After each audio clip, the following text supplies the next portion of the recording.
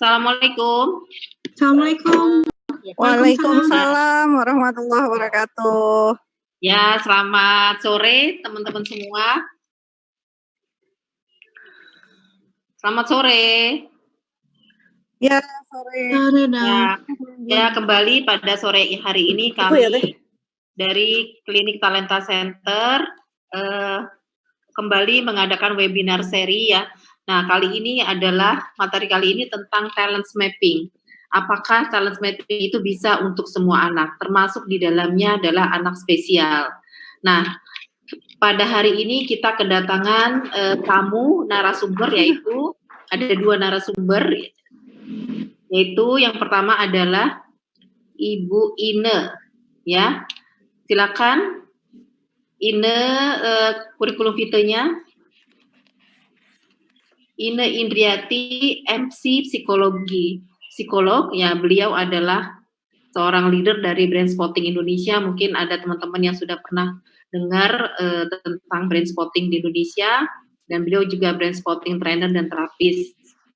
Nah, beliau adalah seorang psikolog, alumni dari Universitas Indonesia, dan kemudian mendapatkan gelar Bachelor Degree of Psychology ya sebelumnya pada tahun 2005, dan kemudian melanjutkan pendidikan sebagai master tahun 2006 sampai 2008. Nah, beliau selain sebagai leader dan training Brain Spotting juga sebagai coach, jadi coach Human Integra Jakarta. Kemudian juga beliau juga bekerja di klinik psikologi di Pantai Indah Kapuk dan Jakarta Center. Beliau juga sebagai seorang Human Resources konsultan Jakarta Center, dan kemudian konsultan dari Kementerian Kesehatan dari tahun 2009 sampai sekarang. Dan kemudian juga beliau juga berpengalaman menjadi pembicara. Nah, ini adalah pengalaman beliau sebagai pembicara. Bisa dilihat sendiri. Oke. Berikutnya, pembicara kedua adalah Ibu Rika. Silakan.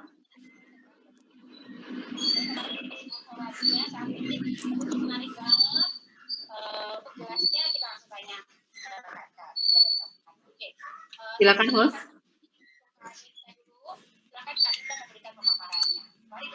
Ya, ini adalah Ibu Rika.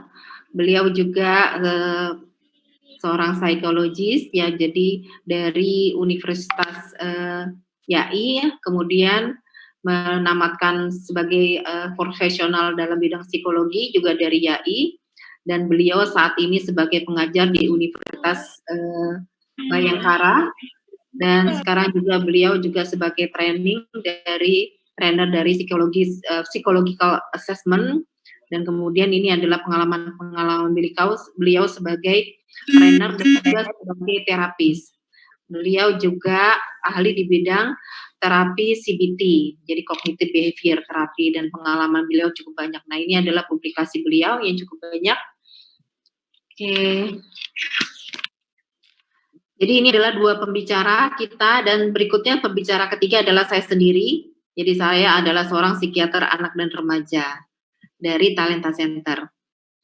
Nah, untuk waktu dan tempat, mungkin untuk pembicara pertama, Ibu Ine, saya persilakan dengan materi yang berjudul Talent Mapping dalam memetakan potensi anak. Mungkin ini adalah kurikulum saya ya. Mungkin udah tahu semuanya karena rata-rata mungkin bukan orang baru yang mendengar webinar Talenta Center. Nah, jadi materi yang akan dibawakan oleh Ibu Ine Indriani adalah tentang talent mapping dalam memetakan potensi anak. Mungkin kita pernah dengar tentang talent mapping, ya, tapi aplikasinya. Kita juga pernah dengar talent mapping itu bagaimana bisa memetakan bukan hanya potensi akademik, ya, bukan hanya kecerdasan inteligensi semata, tapi juga kecerdasan magnetik. Nah, silakan Ibu Ine untuk mempresentasikan papernya. Baik, terima kasih Dr. Susi atas kesempatan yang diberikan. Saya akan coba untuk menjelaskan mengenai materi saya kali ini, yaitu mengenai talent mapping. Oke, Baik, mungkin beberapa Bapak dan Ibu di sini sudah pernah mendengar mengenai talent mapping. Nah, kali ini saya ingin menjelaskan lebih detail. Nah, pertanyaannya adalah untuk anak dengan special needs atau kebutuhan khusus, apakah talent mapping dapat digunakan atau tidak? Dan tentu saja bagaimana sebenarnya cara kita untuk memetakan potensi anak kita terkait dengan bakatnya. Nah, yang pertama adalah saat ini saya ingin menjelaskan secara umum terkait dengan psikologi, di mana kalau kita bicara tentang talents tentu saja berkaitan dengan psikologi itu sendiri. Nah, psikologi ini terdiri dari psikologi yang berbasis kepada masalah, ya, masalah. Biasanya sebelumnya kita banyaknya masalah, problem itu apa sih? Problem itu kayak apa sih? Jadi masa lalu. Tapi di sini bahwa sebenarnya saat ini psikologi arahnya lebih sekarang ke arah positive psychology, yaitu bukan terkait dengan masalahnya saja apa, tapi lebih fokus ke what is your strength, what is our strength, apa saja kekuatan kita atau apa saja kekuatan anak kita yang merupakan salah satu kekuatan adalah talents. Sekali ketemu gini. Oke. Nah, sebelum saya bahas mengenai talents, saya ingin menjelaskan dulu mengenai definisi dari strength itu sendiri. Strength adalah kemampuan yang terjadi secara konsisten untuk memprovide perfect performance pada aktivitas-aktivitas tertentu. Nah, talents, knowledge, dan skill yang merupakan strength sepanjang kehidupan waktu dengan adanya practicing, mendevelop our skill, dan building knowledge kita, maka akan membentuk strength yang lebih optimal. Gitu ya. Jadi dengan adanya bakat, dengan adanya knowledge, dengan adanya skill, dan kemudian kita develop dan juga praktis, maka akan membentuk suatu strength yang lebih dominan. Nah, terkait dengan strength ini, kemudian Abah Rama atau kita sebutannya Abah Rama, mungkin teman-teman di sini Bapak Ibu pernah ada yang dengar, Abah Rama adalah pelopor talent mapping di Indonesia, di mana talent mapping itu sendiri teorinya berdasarkan Gallup Organization. Menurut Abah Rama, beliau mengatakan bahwa strength itu adalah 4E, di mana ketika kita melakukan kegiatan yang bersifat strength, kita melakukan sesuatu secara enjoy. Kita melakukan sesuatu secara easy, kita melakukan sesuatu dengan excellent atau mudah, dan bersifat earning atau produktif, di mana earning ini bisa saja menghasilkan uang, produktivitas, atau dia bisa berbagi mengenai apa yang menjadi kekuatan dirinya. Nah, ini adalah strength. Termasuk kalau kita melihat anak kita strength-nya di mana sih? Kita bisa melihat strength-nya di mana kalau aktivitas yang dilakukan memenuhi 4E ini. Oke, nah, selama dalam kehidupan kita berperan ketika sudah dewasa, termasuk anak-anak kita, baik anak normal maupun special needs, nantinya akan memiliki peran masing-masing di masa dewasanya. Nah, ketika berperan, itu bisa saja peran itu adalah terkait dengan karir atau peran dalam keseharian. Nah, terkait dengan peran atau yang terkait dengan keseharian, hal tersebut akan perform dengan baik karena dipengaruhi oleh beberapa faktor, yaitu karena dia memiliki knowledge pastinya, lalu memiliki skill, tentunya dia tahu skillnya apa, misalnya dokter gitu ya, dokter perlu ada knowledge-nya, perlu skillnya ada, lalu juga ada attitude. Nah, namun apakah itu semua cukup? Knowledge, skill, dan attitude. Ternyata untuk menjadi lebih optimal diperlukan juga adanya T, jadi task, bukan ASK lagi. T di sini adalah talents, ya, talents di sini sehingga seseorang bisa berperan dengan optimal, yaitu tidak hanya memiliki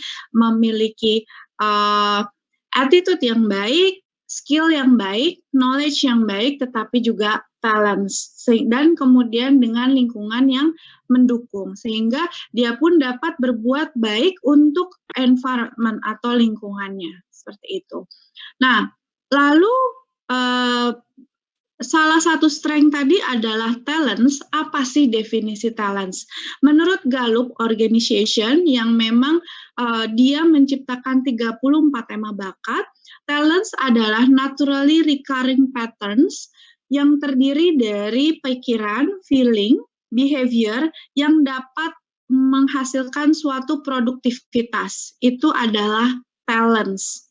Nah, kalau kita fokus kepada strength, kita akan menemukan dan mengeksplor, dan kita akan mencoba untuk mengasah sehingga menghasilkan mutual benefit. Bayangkan kalau kita fokusnya ke kekuatan. Tapi kalau limitation, sebaiknya memang tidak terlalu dieksploitasi atau diforsir, karena dia adalah kelemahan. Contohnya gini, seandainya seorang anak, bayangkan dia tidak suka dengan matematika, tapi karena memang harus ada kurikulum yang menyatakan bahwa dia harus memiliki nilai yang minimal, lalu kemudian Bapak dan Ibu coba untuk leskan, diajarkan tiap hari, terus-menerus, sementara itu ada limitation-nya, maka dia juga tidak akan menghasilkan nilai matematika yang sangat optimal.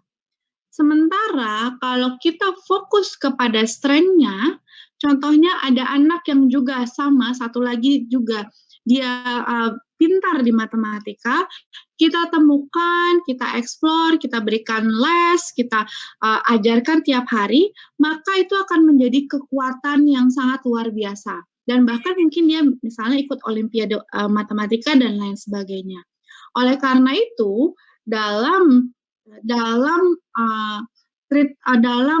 term kekuatan atau strength, sebaiknya sesuatu yang menjadi kelemahan, lebih baik aktivitas tersebut dikurangi atau tidak terlalu ditonjolkan, atau lebih baik kita fokusnya ke area anak kita tuh positifnya apa. Itu seringkali memang saat ini banyak sekali kita melihat tuh fokusnya ke kelemahan. Anak saya kurang fokus, anak saya kurang bisa kontrol emosi, anak saya kurang bisa membaca, anak saya kurang bisa belajar, kesubel dan lain sebagainya, anak saya kurang ini, kurang ini, kurang ini. Kita fokus saja ke kelemahan, lalu kemudian kita treatment dan lain sebagainya, tapi kadang kita akhirnya jadi lupa strength anak kita itu apa. Jadi strength potensial itu terkorelasi dengan yang kita sebut tadi adalah positive psychology. Nah, setiap manusia adalah unik, yaitu kenapa unik? Tidak ada satupun yang sama. Jadi kalau dicoba untuk dikalkulasi perbandingannya berapa sih? Orang itu perbedaannya 1 banding 7, ini nolnya berapa nih? 7 miliar ya, 7 miliar 500 jutaan. Nah, bayangkan ya bahwa kita ini tidak akan ada yang sama. Termasuk misalnya kita berasal dari orang tua yang sama, tidak pernah benar-benar identik sama dengan kakak atau adik kita, termasuk kembar identik sekalipun, dia memiliki hal yang berbeda. Intinya adalah setiap orang bersifat unik. Meskipun ada kelemahan masing-masing, pasti biasanya ada kelebihan yang sudah diberikan oleh Allah Subhanahu wa Ta'ala. Nah, berarti tiap kita adalah very very special, atau kita sebut kita adalah limited edition. I'm limited edition. Anak kita juga limited edition. Kenapa? Karena perbandingannya adalah 1 banding 7,5 miliar. Seperti itu. Oleh karena itu, tiap kita pastinya punya strength potensial, dan tadi kita juga punya limitation. Namun, kalau kita berbicara tentang strength, dan agar kita tetap positif, kita perlu juga fokus kepada apa yang menjadi kekuatan kita. Oke, nah dalam kesimpulannya kita bisa lihat bahwa kekuatan itu berasal dari talents, ya. Kekuatan juga bisa berasal dari attitude atau sikap kita, anak kita pintar, anak kita nurut, anak kita rajin, anak kita mengikuti aturan misalnya ya. Lalu juga skill yang kita miliki, anak kita punya skill apa, misalnya dia bisa bercocok tanam, dia senang memasak, dia senang menganalisa, dan lain sebagainya, dan juga knowledge. Nah, dari hal ini, salah satunya aspek yaitu talents, gimana sih supaya kita tahu talents anak kita nih apa? Tujuannya apa sih kita tahu talents? Tentu saja tahu strength anak kita di mana. Fokus kepada kekuatan sehingga anak kita bisa perform dengan lebih baik ketimbang kita fokus kepada kelemahan. Nah, salah satu cara untuk mengetahui talents adalah dengan talents mapping. Sebenarnya tes minat bakat itu banyak sekali. Tadi ada misalnya ada multiple intelligence, lalu ada Holland test, lalu kemudian ada RMIB, dan lain sebagainya. Ada banyak sekali. Tapi apa yang berbeda dengan talents mapping? Nah, yang menurut saya menarik dari talents mapping adalah dia lebih spesifik, bahkan kita bisa membahas aktivitasnya apa. Gitu ya. Jadi nanti dalam talents mapping kita tidak tujuannya untuk menjuruskan beliau cocoknya anak saya jadi dokter. Kalau zaman dulu kan seperti itu ya, anak jadi dokter, ini jadi insinyur, ini jadi marketing dan lain sebagainya. Tapi Bapak Ibu bisa lihat sekarang zaman sudah berbeda, tidak bisa hanya kita bilang jadi dokter doang. Sekarang bayangkan ada yang namanya YouTuber atau ada yang namanya pengusaha startup dan kemudian ada macam-macam gitu. Nah, dalam talents mapping kita tidak langsung menjudge dia cocoknya adalah jadi dokter, dia cocoknya jadi psikolog, dia cocoknya jadi terapis, dia cocoknya jadi guru dan lain sebagainya. Tidak. Tapi kita melihat activity-nya dulu. Mengapa demikian? Contohnya gini, misalnya contoh yang paling gampang adalah profesi dokter. Ya, dokter itu ada dokter obgyn dan juga dokter anak. Saya ganti ya, dokter obgyn dan juga dokter mata misalnya. Dokter obgyn itu membutuhkan kemampuan untuk standby 24 jam karena bisa aja melahirkan kapanpun. Sementara dokter mata, kalau ada operasi, dia bisa aja diatur waktunya. Nah, dalam talents mapping kita bisa lebih kelihatan apakah seorang anak ini kalau dia jadi dokter obgyn, dia akan enjoy atau tidak dengan jam yang tidak menentu. Atau kita sebut namanya adaptability. Sementara kalau misalnya jadi dokter mata, dia kalau dia tidak punya adaptability tidak apa-apa karena misalnya jam operasi dan jam prakteknya itu bisa diatur. Contohnya seperti itu. Nah, talents kita bicara talents di sini sudah masuk ke talents mapping itu sendiri ya. Talents and characteristic atau traits. Jadi talents itu sebenarnya berasal dari traits atau sifat atau karakter. Nah, traits itu yang produktif itu disebut sebagai talents, gitu ya. Jadi karakter atau traits yang produktif itu adalah bisa menjadi talents. Oleh karena itu, Bapak dan Ibu untuk anak kita misalnya masih kecil, emang talentsnya sudah bisa kelihatan ya, ada yang seperti itu kan. Kapan sih saya bisa tes ini gitu. Nah, caranya adalah kita perlu melakukan observasi dan juga melakukan stimulasi. Seperti itu ya. Nah, pertanyaannya adalah, ini pertanyaan reflektif untuk Bapak dan Ibu sekalian sebelum saya lanjutkan, yaitu kalau kita bayangkan anak kita, ya, apa saja sih kekuatan anak kita atau strength-nya? Lalu kira-kira Bapak Ibu udah tahu belum sih, udah kelihatan belum? Anak kita bakatnya apa aja gitu. Jangan-jangan misalnya nggak tahu bakat itu apa aja ya gitu. Atau yang dimaksud kekuatan itu apa aja. Nah, ini akan saya bahas lebih detail. Nah, ini adalah gambar kucing ya. Dan ternyata si kucing ini ngelihat cermin, ternyata adalah lion ya. Lalu mungkin banyak kita yang kayak begini gitu. Atau kita pernah kayak begini, kita ngeliat, oh diri saya mungkin kuat, strong, oh saya itu hebat, tapi sebenarnya kita belum kenal sama diri kita. Jadi sebenarnya adalah hal yang sangat penting untuk melihat diri kita yang sebenarnya, bukan orang lain. Atau misalnya kita lihat, oh enggak, saya senang masak, dia senang masak. Udah gitu tiap hari masak, tapi makanannya rasanya tuh nggak pernah beres.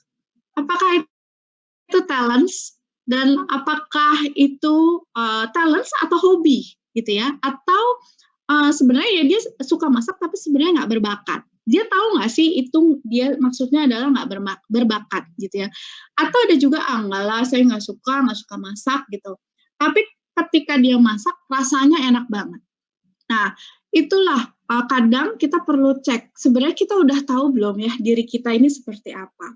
Nah, dalam talents mapping menggunakan teori Gallup's Organization, jadi Gallups ini adalah organisasi yang mencoba untuk memetakan dan mencari bakat itu apa aja sih yang ada di dunia berdasarkan aktivitas yang ada dan juga berdasarkan berbagai profesi yang ada. Nah, ternyata dia coba untuk sederhanakan, ditemukanlah ada 34 tema bakat.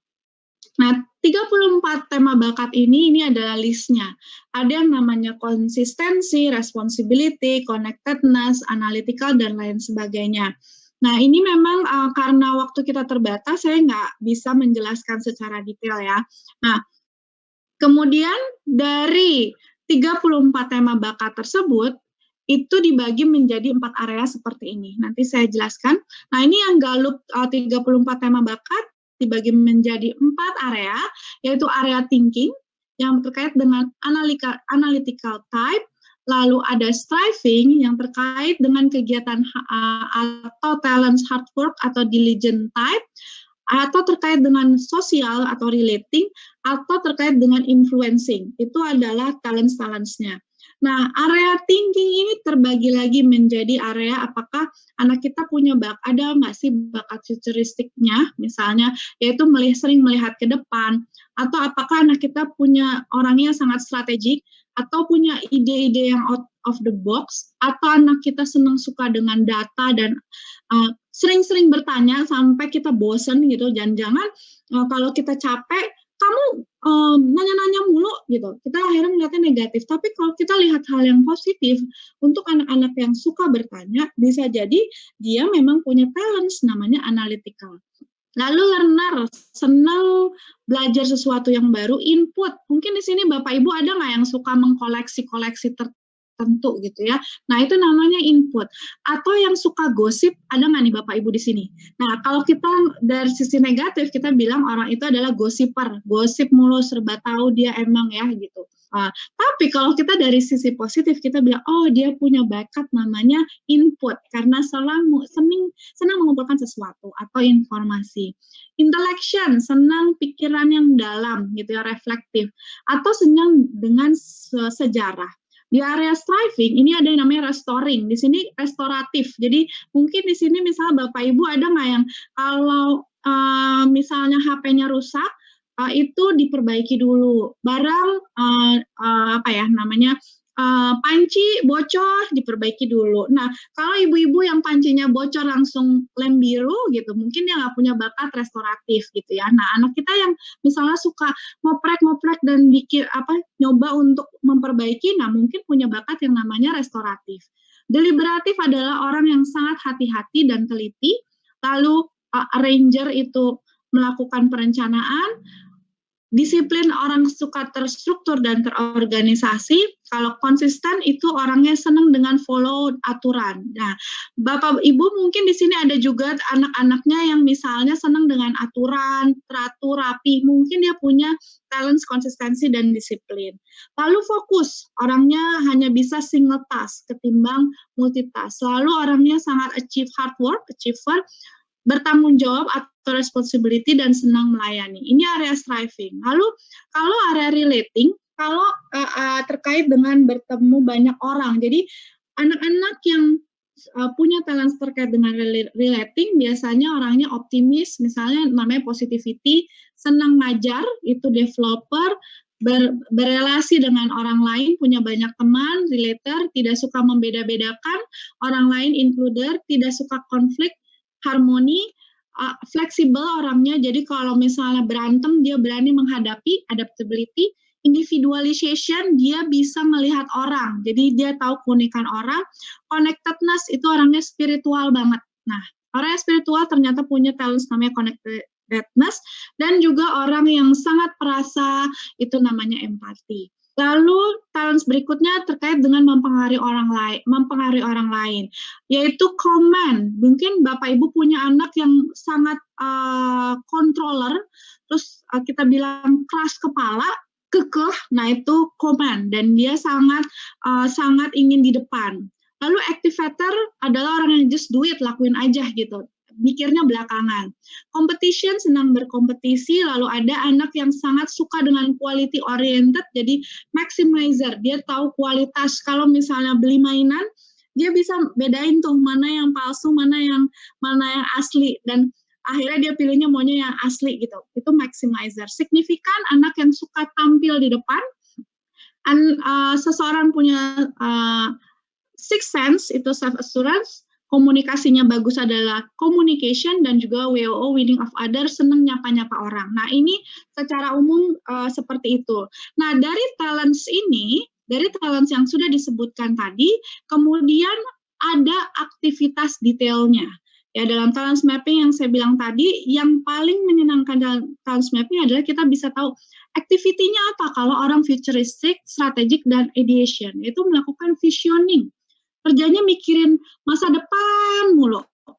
Ini anak ngapain sih mikirinnya yang belum terjadi? Nah, mungkin memang dia terkait dengan area futuristik yang dia itu biasanya mikir visioning, dia bisa strategizing, atau ada terkait dengan advertising, publishing, creating, designing. Nah, ini adalah activity-nya. Lalu misalnya area di sini ada tadi analytical learner, ini adalah activity. Jadi setiap talents ada activity-nya gitu ya. Kalau misalnya dia suka untuk berjualan, berarti selling, kegiatan selling, berarti talents-nya itu apa? Nah, ini bisa kita lihat dalam talent mapping.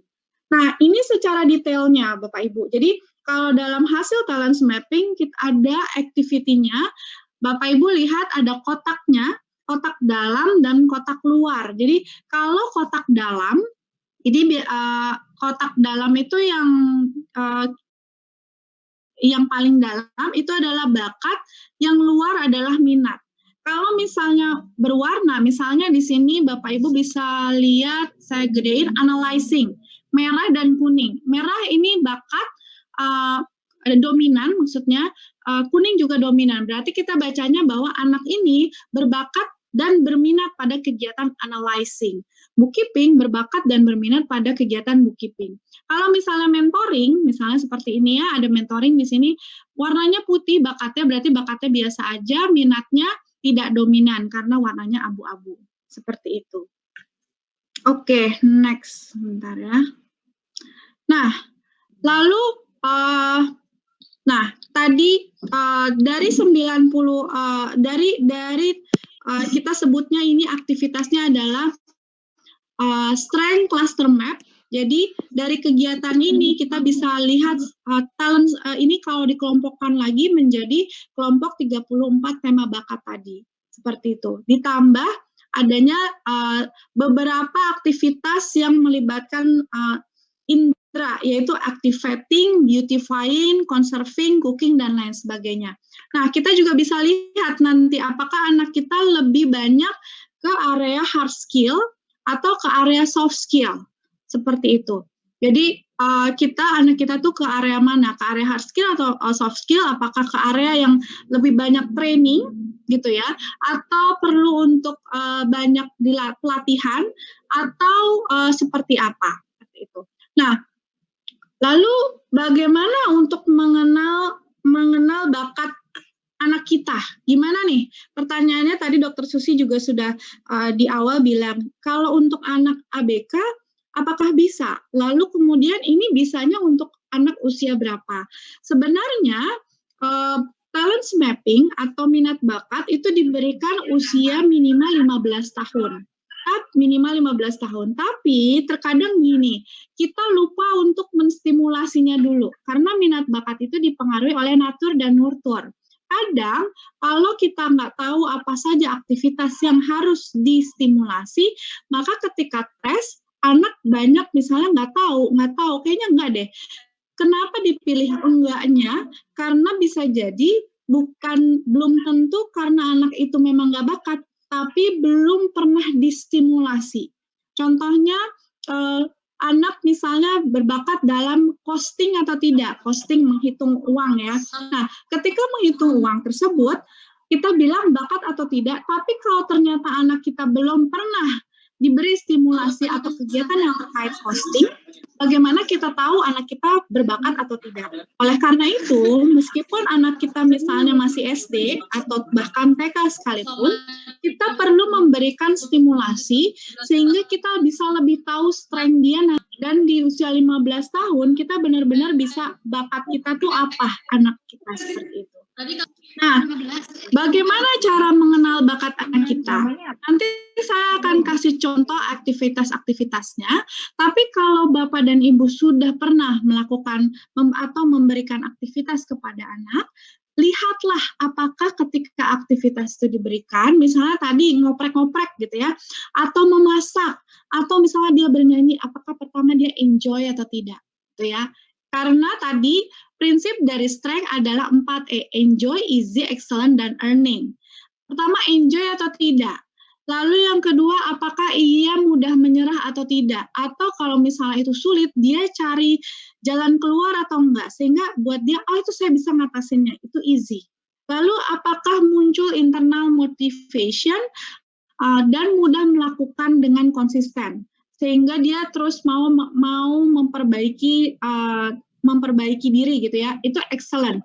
Dan apakah mereka aktif berkarya atau aktif berbagi hasil belajarnya sehingga orang lain mengakui karya dia, itu adalah earning.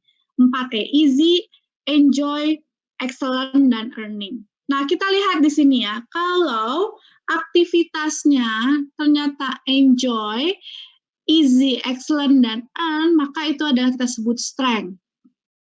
Tapi kalau misalnya, mungkin sebelum kita ngomongin anak, kita juga bisa lihat ke dalam diri kita. Kalau kita melakukan aktivitas yang enjoy, easy, excellent, tapi nggak earn, berarti itu kita sebut sebagai hobi. Lalu, kalau kompetensi gimana? Banyak nih yang di area kompetensi. Easy, ngerjainnya gampang. Excellent, bagus. Earning, bisa dapat duit dari situ. Misalnya jadi guru, oh gampang, saya bisa ngajar. Excellent, keren. Earning, iya. Enjoy nggak? Enggak. Nah, itu kompetensi. Kemampuan, tapi belum tentu enjoy. Sehingga kompetensi ini belum tentu menjadi kekuatan. Lalu yang keempat, menyia-nyiakan waktu, yaitu kita memforsir anak atau diri kita sendiri bahkan mungkin melakukan kegiatan yang tidak kita suka, tidak kita enjoy, bahkan pekerjaannya buruk dan tidak menghasilkan apapun. Itu adalah sia-sia. Nah, jadi itu tidak produktif. Oke. Nah, bagaimana stimulasinya? Stimulasinya adalah untuk Bapak Ibu yang anaknya usianya masih di bawah 15 tahun atau misalnya anak berkebutuhan khusus, tetap perlu memberikan banyak wawasan. Lalu banyak kegiatan dan memunculkan gagasan. Kegiatannya apa aja nih? Misalnya nggak ada clue gitu ya. Bisa melalui kegiatan dari Strength Cluster Map ini. Jadi kegiatan ini ada relating, representing, communicating. Kita perlu mencobakan aktivitas tersebut. Nah, saya juga ingin berbagi sedikit ya. Ada kemudian dari praktisi talent mapping kita, itu kemudian membuat buku. Yang menurut saya bukunya ini sangat menarik sekali. Sebentar. Oke. Saya share lagi.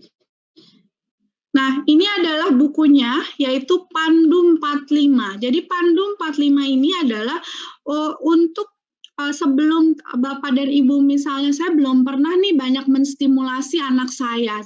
Jangan-jangan anak saya bakatnya udah distimulasi atau belum. Nah, dalam buku Pandu 45 ini ada panduan supaya anak-anak kita melakukan aktivitas di berbagai bidang, sehingga nanti ketika sudah waktunya, terutama di remaja atau dewasa, lebih tahu aktivitasnya sesuai dengan bakat atau tidak, gitu ya. Nah, dalam Pandu 45 ini ada kegiatan, ini dibuat berdasarkan talent mapping dengan cara Bapak Ibu melakukan observasi, gitu ya, melakukan observasi. Jadi apakah misalnya anak kita terlihat bisa mengatur orang untuk bekerja sama melakukan tugas, lalu mengendalikan orang dia bisa atau enggak. Kita lihat seperti apa, berjualan, dia bisa enggak menyeleksi orang, ini adalah activity-nya. Lalu kemudian nanti kita centang di sini dari BB sama BSB. Jadi belum berkembang, apa mulai berkembang sesuai harapan, dan berkembang sangat baik. Jadi selalu dipantau dan kemudian kita sesuaikan juga dengan tahap perkembangannya. Jadi mungkin ada, ini kok kegiatannya anak saya baru kelas 4 SD. Sudah bisa belum ya? Kalau belum bisa memang ya berarti belum berkembang. Tidak perlu untuk terlalu difokuskan dulu gitu. Kita coba lihat yang lain. Lalu kemudian aktivitasnya, kalau berkaitan dengan aktivitas indera, itu apa saja kegiatan yang perlu untuk dilakukan. Ini adalah aktivitas berkaitan dengan indera. Sebentar ya. Nah, ini dia. 15 kegiatan berkaitan dengan indera. Misalnya berakting, menata kecantikan, seni lukis, seni musik, nyanyi, peragaan busana, menari, memasak, gitu ya. Memelihara lingkungan, keterampilan tangan, kerajinan tangan, keterampilan fisik, bercocok tanam, berolahraga, dan beternak misalnya. Ini adalah sebenarnya aktivitas-aktivitas yang perlu untuk kita berikan ke anak kita, dan kita lihat dia enjoy atau enggak pakai 4E tersebut. Lalu kemudian saya mau ngetes deh anak saya gimana ya, pengen nyoba aja gitu. Oke, sebenarnya kita bisa dengan melakukan observasi gitu ya. Dan kalau benar-benar ingin melakukan screening, sebenarnya screening itu sebenarnya idealnya tetap di atas 15 tahun. Namun kalau misalnya Bapak Ibu ingin nyoba untuk diri Bapak Ibu sendiri, itu bisa ke websitenya, yaitu di talent mapping, yaitu yang maaf ya sebentar, ininya yang ini temubakat.com gitu ya. Lalu kalau misalnya ingin benar-benar lebih detail, saya pengen tahu diri saya lebih detail karena ini hanya screening yang temu bakat, maka Bapak Ibu bisa lanjut untuk mencek ke tema bakat yang ini berbayar. Jadi mungkin itu aja. Dan kalau untuk kemudian pertanyaan lebih detailnya, apakah bisa untuk anak berkebutuhan khusus atau special needs? Jawabannya bisa ya, bisa tidak. Kita perlu melihat dulu kondisi anak tersebut, kekuatannya apa, dan lain sebagainya. Misalnya kita perlu untuk menyesuaikan, ini tadi nggak ke-share ya. Ini temabakat.com untuk siapa tahu ingin mengetes anaknya seperti apa. Lalu ini temubakat.com, ini yang screening. Seperti itu. Jadi intinya adalah kalau untuk anak special needs, apakah bisa atau tidak? Maybe yes, maybe not. Jadi kita lihat dulu anaknya misalnya kondisi sensori motoriknya seperti apa, lalu kognitifnya seperti apa, itu tetap perlu untuk dikombin dengan tes-tes lain juga agar lebih bisa melihat, memetakan anak dengan optimal untuk karirnya ke depan. Mungkin itu sekian dari saya, Dr. Susi. Terima kasih. Ya, baik. Terima kasih, Ibu Ine, ya memaparkan tentang talent mapping itu dengan rinci ya, dengan rinci, dan mungkin kita mendapat banyak pelajarannya. Jadi tentunya kita banyak belajar bahwa untuk mengenal bakat ya, untuk bakat anak normal aja itu tidak mudah ya, apalagi anak spesial. Jadi tadi adalah talent mapping adalah membentuk, kita lihat ke petanya adalah dengan cara melihat strength ya. Jadi strength, kita melihat anak itu dari strength-nya, ada 4 ya, yang termasuk dalam hal itu. Enjoy, easy, excellent, dan earning. Dan yang kita harus perhatikan juga bagaimana talent mapping ini memetakan dengan konsep 4 galup itu ya. Jadi thinking, striving, kemudian relating dan influencing ya. Itu ya Bu Ine ya. Nah, tadi juga Bu Ine memaparkan tentang bagaimana untuk anak spesial. Untuk anak spesial itu tentu perlu pemeriksaan yang lebih lanjut. Apa saja? Tentu kita melihat kapasitas inteligensinya juga. Jadi dari inilah yang mungkin ini menjadi catatan bagi kita bahwa dalam melakukan assessment kepada anak tentu saja itu tidak mudah, apalagi anak spesial, dan perlu pemeriksaan-pemeriksaan yang complicated ibaratnya. Bukan hanya dengan satu hal anak ini bisa jadi dokter misalnya. Dengan pemeriksaan talent mapping kemudian dengan bisa jadi dokter, nggak begitu. Dengan pemeriksaan ada lagi pemeriksaan A bisa jadi insinyur misalnya, atau dia bisa jadi penterjemah misalnya. Itu banyak yang kita temukan dengan pemeriksaan-pemeriksaan yang sepertinya instan gitu. Dengan ini terus tiba-tiba udah jadi ini. Nah ini kan orang tua biasanya inginnya mendapatkan instan ya. Anak dites dalam waktu cepat dan bisa lihat hasilnya. Akhirnya kesian juga anaknya kan. Jadi yang korbannya juga anak juga. Nah, jadi tadi ini telah menyinggung tentang kognitif ya, tentang kognisi. Kita harus melihat kapasitas kognisi ya. Misalnya bakatnya ke sini, minatnya segini, tentu kita melihat kapasitas inteligensi yang harusnya dimiliki seanak itu sesuai apa enggak. Kalau dia ingin jadi dokter, apakah kapasitasnya cukup atau tidak, ya kan? Nah, misalnya juga dia jadi pemusik. Pemusiknya seperti apa? Misalnya kapasitas inteligensi seperti apa? Mungkin dia bisa seperti jadi Ahmad Dhani ya. Tapi kalau misalnya kapasitas inteligensi seperti apa, nggak mungkin dia seperti Ahmad Dhani. Nah, misalnya kayak gitu kan. Hanya jualan CD, denger aja, mungkin aja gitu kan. Atau dia juga jadi pendengar saja. Nah, itu. Nah, kita mungkin akan mendengarkan Ibu Rika Fitriana memaparkan tentang bagaimana tes psikologi untuk membantu menemukan minat dan bakat anak kita. Baik, silakan Ibu Rika. Ya, terima kasih Dr. Susi. Terima kasih juga kepada Mbak Ina ya atas pemaparannya yang luar biasa sekali tentang talent mapping. Ya, Bapak dan Ibu sekalian, bismillahirrahmanirrahim. Assalamualaikum warahmatullahi wabarakatuh. Sore ini saya akan sharing ya tentang bagaimana tes psikologis itu bisa digunakan sebagai sarana untuk menunjang bagaimana memetakan bakat dan minat dari anak-anak Bapak dan Ibu sekalian. Oke, next. Oke, ya.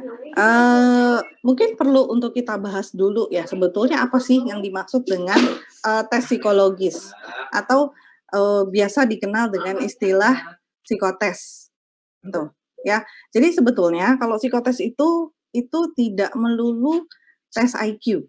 Ya, jadi ternyata tes psikologis itu terdiri dari beberapa jenis tes. Jadi ada tes intelijensi, ada tes kepribadian, dan juga tes minat, lalu tes bakat. Ya, oke, next. Ya, sebetulnya kalau secara garis besar, ya teori intelijensi itu ada dua. Ada tes intelijensi yang didukung oleh atau berdasarkan kepada G-factor. G-factor itu artinya singkatnya ya, saya nggak akan membahas ini secara tataran teori yang detail gitu ya. Tapi intinya kalau G-factor itu adalah kita bisa mendapatkan gambaran kecerdasan seseorang dilihat secara umum. Ya, kemudian ada lagi tes-tes intelijensi yang berdasarkan pada S-factor. S-factor ini artinya kita bisa melihat kapasitas kecerdasan seseorang dilihat dari faktor-faktor yang spesifik, ya. Oke, next. Ya, seperti tadi sudah disinggung ya oleh Mbak Ina juga bahwa untuk saat ini kecenderungan psikologi itu lebih kepada psikologi positif, ya, di mana manusia itu kesehatan mentalnya tidak hanya dipotret dari sisi gangguannya saja, tetapi juga aspek-aspek lain di dalam kehidupan manusia yang itu mendukung tumbuh kembangnya manusia secara optimal. Nah, kalau zaman dulu mungkin yang namanya orang pinter itu identik dengan orang yang pinter matematika, orang yang pinter berhitung, ya. Nah, tapi seiring dengan berkembangnya waktu, ada banyak riset. Nah, kemudian muncullah Howard Gardner yang punya definisi baru mengenai intelijensi. Jadi, intelijensi itu tidak hanya patokannya orang yang pinter ngitung atau bagus nilai matematikanya, ya. Jadi ternyata menurut Gardner, intelijensi itu menurut dia adalah kemampuan untuk memecahkan masalah yang sebenarnya atau kesulitan yang dihadapi dalam hidup seseorang. Oke, next.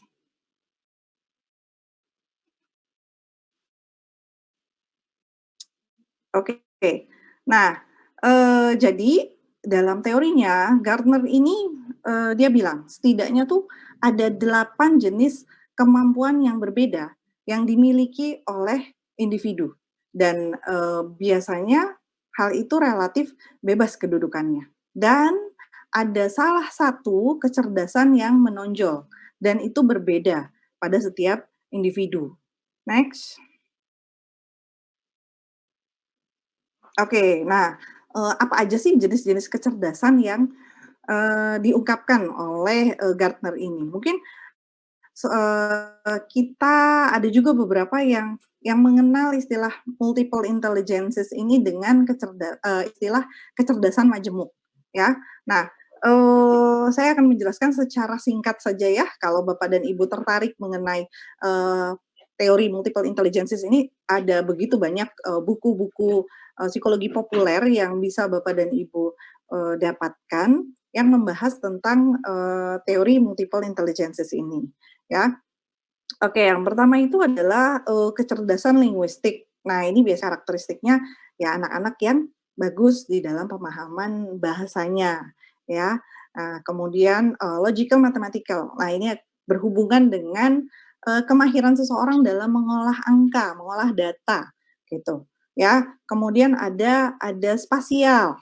Nah, kalau spasial ini bisa juga berhubungan dengan apa namanya art ya, secara nggak langsung gitu ya. Lalu kemudian ada musical ya, ada individu yang memiliki potensi kecerdasan di bidang musik. Lalu ada body kinesthetic ya. Ini ciri khasnya biasanya orang-orang yang mahir di dalam berolahraga ya. Lalu kemudian ada kecerdasan interpersonal. Nah, ini bisa kelihatan dari bagaimana seseorang itu dia mahir dalam menjalin koneksi dengan orang-orang di sekitarnya. Lalu kemudian ada kecerdasan intrapersonal. Bagaimana seseorang itu mampu untuk berkomunikasi dengan dirinya secara lebih dalam. Bagaimana mengenali dirinya secara lebih mendalam. Dan yang terakhir itu adalah kecerdasan natural, ya. Jadi bagaimana ada orang-orang yang memang mahir sekali dalam kegiatan atau aktivitas yang berhubungan dengan alam, ya, seperti berkebun, ya, dan lain sebagainya. Oke, next. Oke, nah ini selain tes intelijensi, ada juga tes kepribadian. Nah, yang perlu diluruskan sebetulnya kepribadian itu apa sih gitu. Kadang-kadang apa namanya ada yang masih beranggapan bahwa oh ada sekolah kepribadian gitu ya. Padahal sebetulnya kepribadian sendiri itu definisinya dia adalah pola sifat dan karakteristik tertentu yang relatif permanen ya, artinya dia menetap dan memberikan konsistensi maupun individualitas pada perilaku seseorang. Makanya kepribadian seseorang itu unik ya. Jadi antara satu dengan yang lainnya itu pasti ada kekhasannya masing-masing. Nah, Dengan melakukan tes kepribadian, itu bisa, membantu, Bapak dan Ibu sekalian dalam, mengenali lebih dalam, bagaimana sih, eee, pola, sifat ataupun karakteristik yang ada, baik bisa juga pada diri Bapak dan Ibu ataupun pada diri, anak-anak. Oke, next. Ya, tes minat. Oke, saya rasa gini ya, secara umum kadang-kadang, eee, masyarakat suka salah kaprah antara minat dan bakat. Banyak yang menganggap bahwa itu adalah 2 hal yang sama, padahal sesungguhnya, itu adalah 2 hal yang, berbeda gitu ya. Jadi kalau tes minat itu, kalau kita lihat dari, sudut pandangnya teori belajar sosial, minat itu adalah, hasil dari perbedaan reinforcement untuk aktivitas yang dilakukan dengan model orang-orang di sekitarnya yang berpengaruh terhadap individu tersebut. Nah, tapi ada juga ya kalau dengan sudut pandang, hereditas ya, individu itu ada yang memiliki kesamaan minat antara orang tua dengan anak misalnya, atau eee, antar yang sama jenis kelaminnya. Misalnya kalau, perempuan itu senangnya dengan, minatnya dengan hal-hal yang, eee, kegiatan masak-memasak misalnya, ataupun misalnya seperti, merias diri, ataupun memiliki minat terhadap, cara berpakaian misalnya ya, atau kalau laki-laki itu misalnya ada yang, senang dengan aktivitas di luar ruangan, atau ada yang juga, bermain musik gitu. Walaupun, sebetulnya antara laki-laki dan perempuan itu punya kecenderungan, minatnya masing-masing. Nah, dengan melakukan tes minat, itu bisa membantu, Bapak dan Ibu dalam mengenali nih, sebetulnya, minatnya anak itu kemana sih, gitu. Atau mungkin kalau Bapak dan Ibu sendiri juga masih bingung, sebetulnya minat saya apa sih? Ya bisa saja kalau ingin menjalani tes, minat, dalam rangka untuk lebih mengenali diri lebih dalam lagi, gitu. Oke, next. Ya, tes, bakat. Jadi, kalau tadi minat itu adalah kecenderungan seseorang gitu ya dalam, melakukan suatu aktivitas, nah, karena ada pengaruh dari luar, nah kalau bakat ini sebetulnya identik dengan potensi, ya. Ya, jadi kemampuan seseorang dalam melakukan suatu tugas yang secara spesifik, tapi dia belum pernah menjalani pelatihan sebelumnya.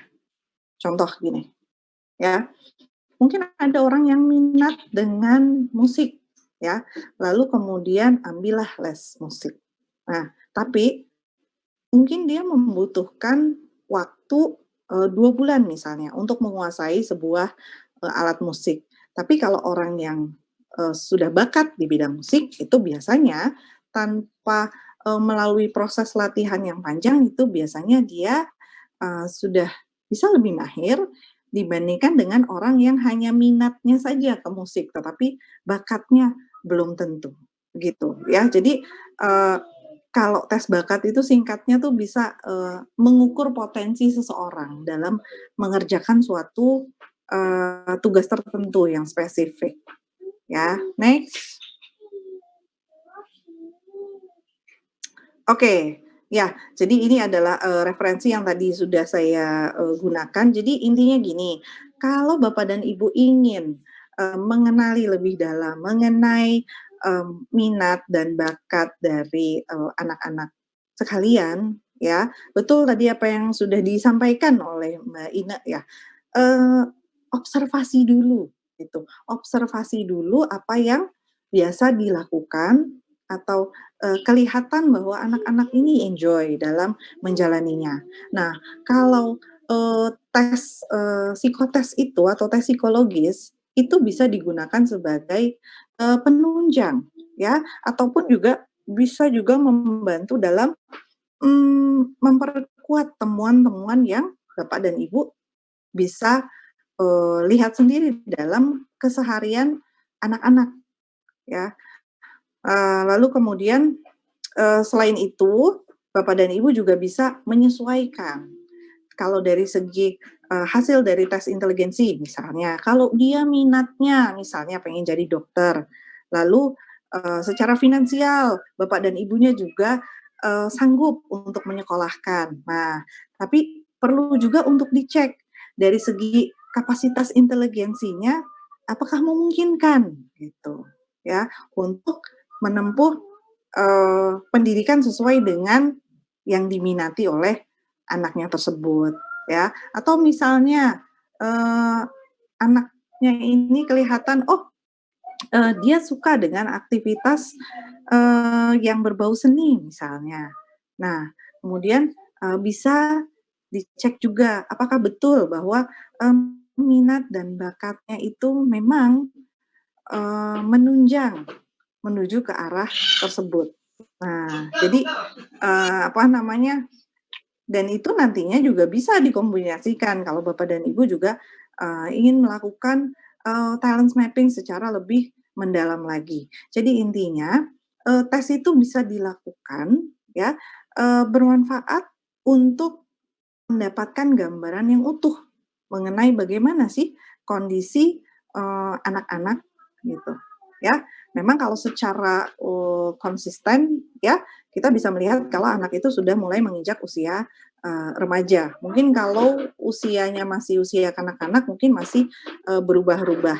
Tapi ya nggak apa-apa, kita berikan stimulus terus sampai akhirnya nanti anak pun juga akan punya kecenderungannya sendiri. Mana yang itu menjadi, minat utamanya. Ya cirinya kita akan bisa melihat bahwa, oh anak itu, suka dengan kegiatan tersebut dan juga, mengulangi aktivitas tersebut, begitu, ya. Saya rasa nanti bisa kita lanjutkan dengan sesi, tanya jawab. Cukup sekian penjelasan dari saya kembalikan kepada moderator kita, Dokter Susi. Terima kasih, Ya. Dok. Ya, terima kasih Bu Rika dengan paparannya menjelaskan pada kita bahwa, untuk meningkatkan atau untuk menggali atau melihat strength ya, strength yang tadi dipaparkan oleh, Mbak Ine ya, jadi strength atau kekuatan, dengan melihat potensinya dari 8 kecerdasan, jadi 8 intelligence ya, jadi yang tadi kecerdasan natural, kemudian kecerdasan musik, kecerdasan logika matematik, dan lain-lain ya. Jadi ada 8 dan juga Mbak Rika juga menjelaskan tentang bagaimana perbedaan antara minat dan bakat ya. Jadi tentu saja peminatan ini bisa dilihat dari pengaruh dari faktor lingkungan. Misalnya orang tuanya sering mendesain, mungkin anaknya jadi melihat, "Oh iya ini sepertinya, minatnya hampir sama dengan orang tua." Nah, nanti kembali kepada bakatnya, apakah bakatnya itu sesuai atau tidak. Nah, tentu saja nanti ada lagi pemeriksaan ditambah dengan inteligensi, dalam arti inteligensi, kapasitas inteligensinya ya, kapasitas kecerdasannya, itu ditambah mungkin Rika ya, untuk melihat bagaimana sih sebenarnya potensi dari strength atau kekuatan dalam peminatan dia, dalam strength dalam bakatnya anak-anak kita, dan dikuatkan lagi dengan pemeriksaan-pemeriksaan inteligensi. Nah, ini adalah giliran saya. Jadi bagaimana memapping kecerdasan dengan alat elektrofisiologi. Jadi kalau tadi bantuan-bantuan dengan kuesioner, bantuan-bantuan dengan alat ukur, dengan bentuk kartu-kartu atau dalam bentuk kertas. Nah, sekarang saya akan memaparkan sedikit, memaparkan tentang bagaimana kita mendeteksi ya pola kognitif ya, yang biasanya bisa kita lihat adanya perbedaan pola kognitif dari berbagai macam masalah kesehatan mental dan kesehatan mental anak dan remaja. Nah, ini adalah yang dipaparkan pada hari ini adalah mapping kecerdasan dengan alat elektrofisiologi. Oke, slide.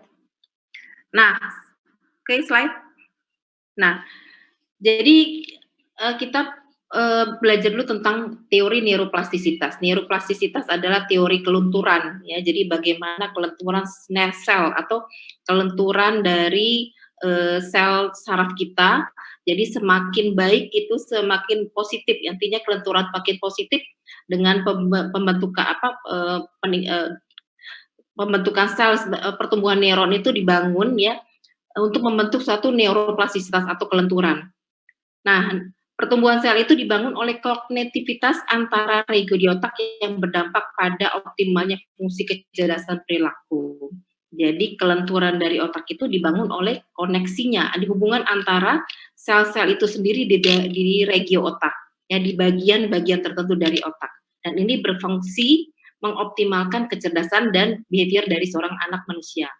Dan alat-alat elektrofisiologi adalah alat untuk mengukur aktivitas listrik neuron. Nah, ini yang diukur adalah software dari otak itu sendiri. Jadi kalau kita lihat ada perangkat hardware, itu berupa bagaimana seorang anak itu tumbuh, maka kita belajar bagaimana otak dia itu bekerja, itu softwarenya yang bekerja. Nah, alat elektrofisiologi ini bisa melihat disfungsi dari gelombang otak. Jadi softwarenya antara lain adalah gelombang otaknya dan kemudian juga neurotransmitternya. Nah, kita belajar tentang elektrofisiologi, belajar tentang disfungsi dari gelombang otak itu sendiri. Nah, dari gelombang itu otak itu kita bisa menganalisa aktivitas dari neuron atau saraf. Dan alat elektrofisiologi ini bisa mengklasifikasikan masalah kognitif atau gangguan yang terjadi pada setiap anak. Dan kemudian kita bisa melihat, mengevaluasi perkembangan dari terapi yang diberikan dan kemudian menentukan tindak lanjut terapinya. Oke, slide berikutnya. Nah, ini adalah salah satu dari alat-alat elektrofisiologi yaitu QEEG atau brain mapping. Oke, slide. Nah, brain mapping adalah alat untuk merekam aktivitas listrik sel-sel di otak. Dan ini dilakukan dengan menggunakan alat yang berupa cakram logam kecil yang bernama elektroda, ya, yang diletakkan di kulit kepala. Oke, slide. Mungkin kalau Bapak Ibu bisa melihat men-searching di internet banyak gitu tentang bagaimana brain mapping atau QEEG. Nah, brain mapping adalah bagian dari pola, jadi kuantitas dari EEG. Kalau EEG adalah kualitas ya, jadi berarti kualitas, kalau brain mapping adalah kuantitasnya. Nah, prosedur pemeriksaan ini dilakukan dengan menggunakan elektroda yang diletakkan pada kulit kepala, dan elektroda tersebut menangkap impuls listrik regio otak, misalnya di prefrontal cortex, kemudian di daerah temporal seperti apa, di daerah occipital seperti apa. Jadi bagaimana setiap regio otak itu pola gelombang otaknya.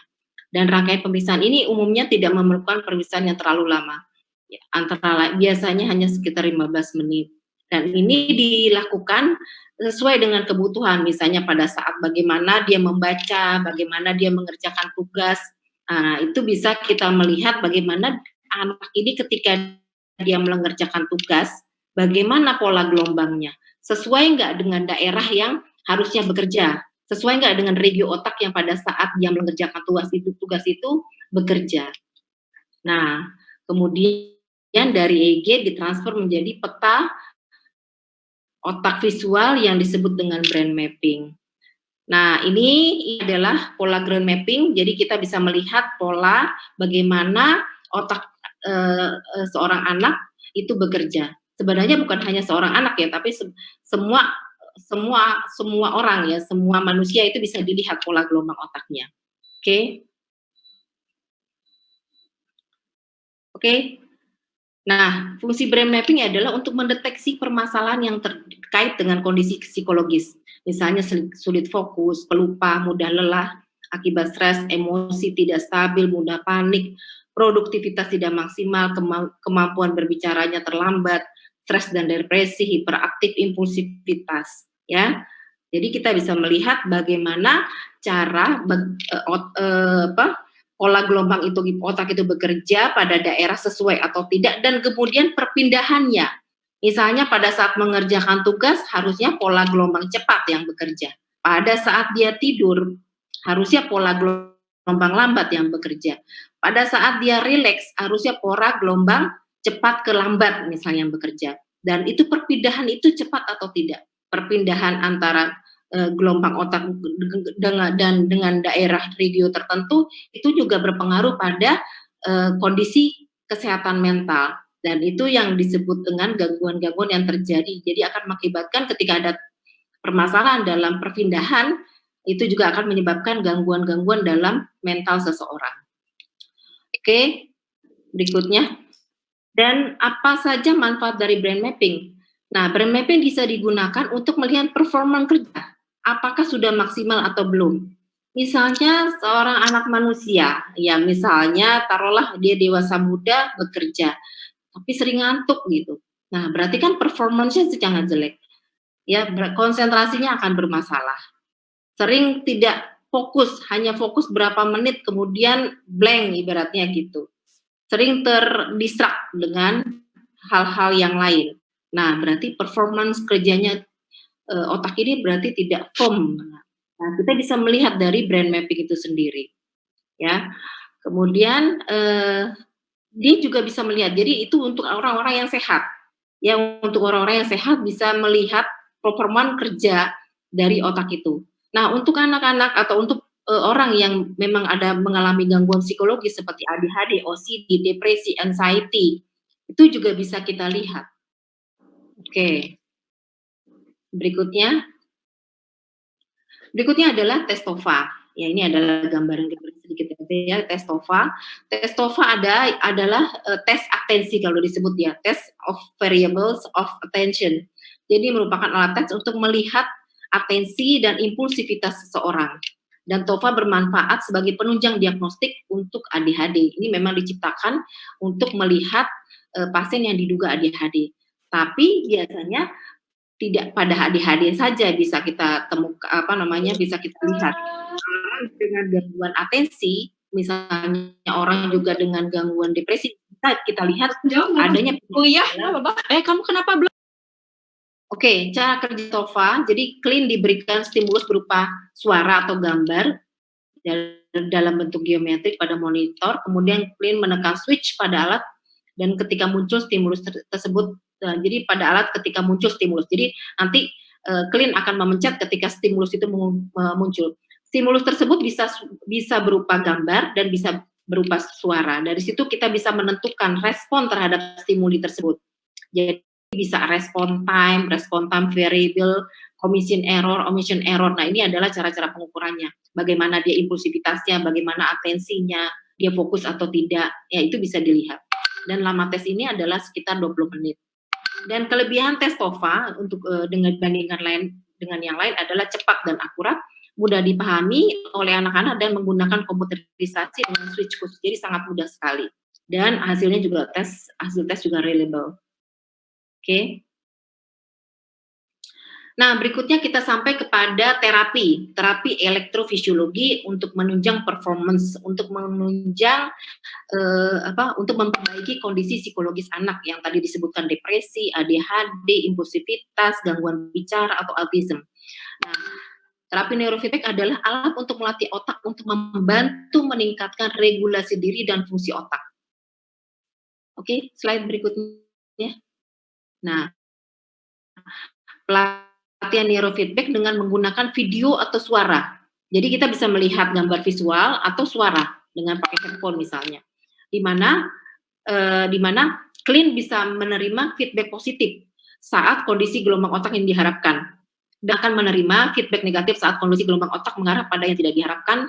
Video akan berhenti. Misalnya kita sudah men-setting apa yang diperlukan pada pasien ini, misalnya pada pasien atau Clin. Misalnya kita ingin meningkatkan performance anak, performance orang dewasa misalnya, atau performance anak ketika sekolah. Apa yang perlu diperhatikan? Perhatikan dia bagaimana dia firm pada saat melakukan tugas. Nah, kita pertama kali kan kita melihat dulu pola brain mapping-nya, pola kuantitas dari gelombang otak. Setelah kita melihat, oh ya berarti ada gambaran yang memang perlu distimulasi. Nah, kita lakukan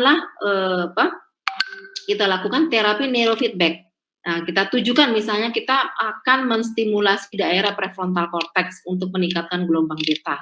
Karena gelombang beta itu adalah suatu gelombang aktivitas gelombang cepat untuk meningkatkan atensi dan kemudian meningkatkan juga performance. Nah, itu yang distimulasi adalah seperti itu. Pada saat feedback itu bekerja, akan menerima makin lama makin feedbacknya positif. Tapi kalau misalnya ketika konsentrasinya terganggu, maka akan menjadi negatif feedbacknya. Nah, itu biasanya pada anak-anak ini akan senang menerima, jadi memakai alat ini ya, jadi dengan alat neurofeedback ini, karena dia mendapatkan scoring ya, jadi makin lama scoringnya makin tinggi. Kalau dia konsentrasi, scoringnya akan semakin tinggi.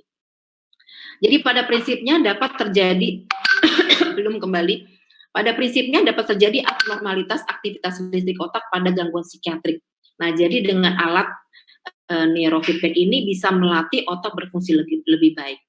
Misalnya lagi untuk orang dengan depresi, apa ya? Jadi pola gelombang apa? Gelombang otak mana yang bermasalah? Dan itu yang kita stimulasi, ya.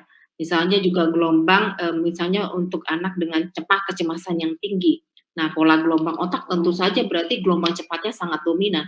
Berarti kita reduksi, bisa kita kurangi pada daerah tertentu di bagian otak, sehingga dia lebih rileks. Nah, oke. Terus, lanjut. Nah, jadi manfaatnya adalah meningkatkan kemampuan kognitif atau kecerdasan. Dalam arti kemampuan kognitif itu sudah pada kapasitasnya ya. Ya sudah ada kapasitas mentalnya. Misalnya inteligensinya sudah segini misalnya, tapi kita optimalkan. Ya, jadi bukan berarti misalnya anak yang IQ-nya di bawah rata-rata jadi tinggi, tidak, tapi kita optimalkan. Kemudian meningkatkan rentang atensi dan fokus, kemudian menurunkan tingkat hiperaktivitas anak, membuat pola tidur lebih normal, mengurangi kecemasan dan depresi, membuat suasana hati atau mood lebih stabil. Dan juga efektif untuk kasus-kasus seperti ADHD atau ADD, kecanduan, autism, Alzheimer, PTSD, dan lain-lain. Oke. Lanjut. Nah, cara kerjanya adalah elektroda ditempelkan pada kulit kepala, jadi untuk mengukur aktivitas listrik pada otak. Jadi sama dengan alat ya KEEG atau brain mapping tapi ini hanya misalnya ada hanya dua elektroda. Kemudian kalian menonton film dan secara real time aktivitas listrik otak itu akan terekam di lewat komputer. Ya, jadi biar ibaratnya listrik jadi komputer dan elektroda itu sebagai stetoskop. Nah, kalau kita perhatikan misalnya dokter punya stetoskop, nah ini sebagai stetoskopnya, kita bisa melihat. Nah, kemudian kalian akan menerima feedback positif pada saat gelombang otak yang diharapkan muncul. Jadi video akan jalan dan akan menerima feedback negatif. Kemudian secara bertahap kalian akan berlatih untuk memperbaiki gelombang otak sehingga fungsi otak akan berfungsi lebih optimal. Nah, cara kerja neurofeedback ini adalah suatu jenis operan conditioning. Jadi makin membentuk perilaku, ya. Jadi kalau kita belajar tentang teori Pavlov, maka ini adalah operan conditioning. Jadi anak akan terbiasa. Jadi terbiasa untuk menstimulasi otaknya. Jadi begitu. Oke, lanjut. Nah, berikutnya adalah TMS atau Transcranial Magnetic Stimulator. TMS adalah metode terapi non-invasif untuk menstimulasi area tertentu pada otak. Cara kerja TMS yaitu mengubah medan magnet menjadi arus listrik di otak agar terjadi rangsangan pada sel saraf. Nah, berbagai penelitian pada kasus psikiatrik dan neurologik menunjukkan perbaikan setelah dilakukan terapi TMS.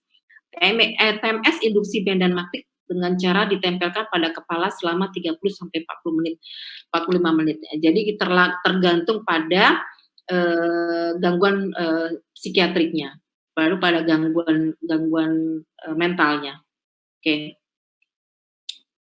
Nah, manfaatnya ya tadi sama seperti neurofeedback, dia untuk depresi, ADHD, telat bicara, skizofrenia, autism, cemas, migrain, dan panic disorder. Keuntungan dengan terapi mindfulness, terapi TMS ini adalah telah didukung oleh data penelitian, non-invasif, dan efek samping hampir tidak ada.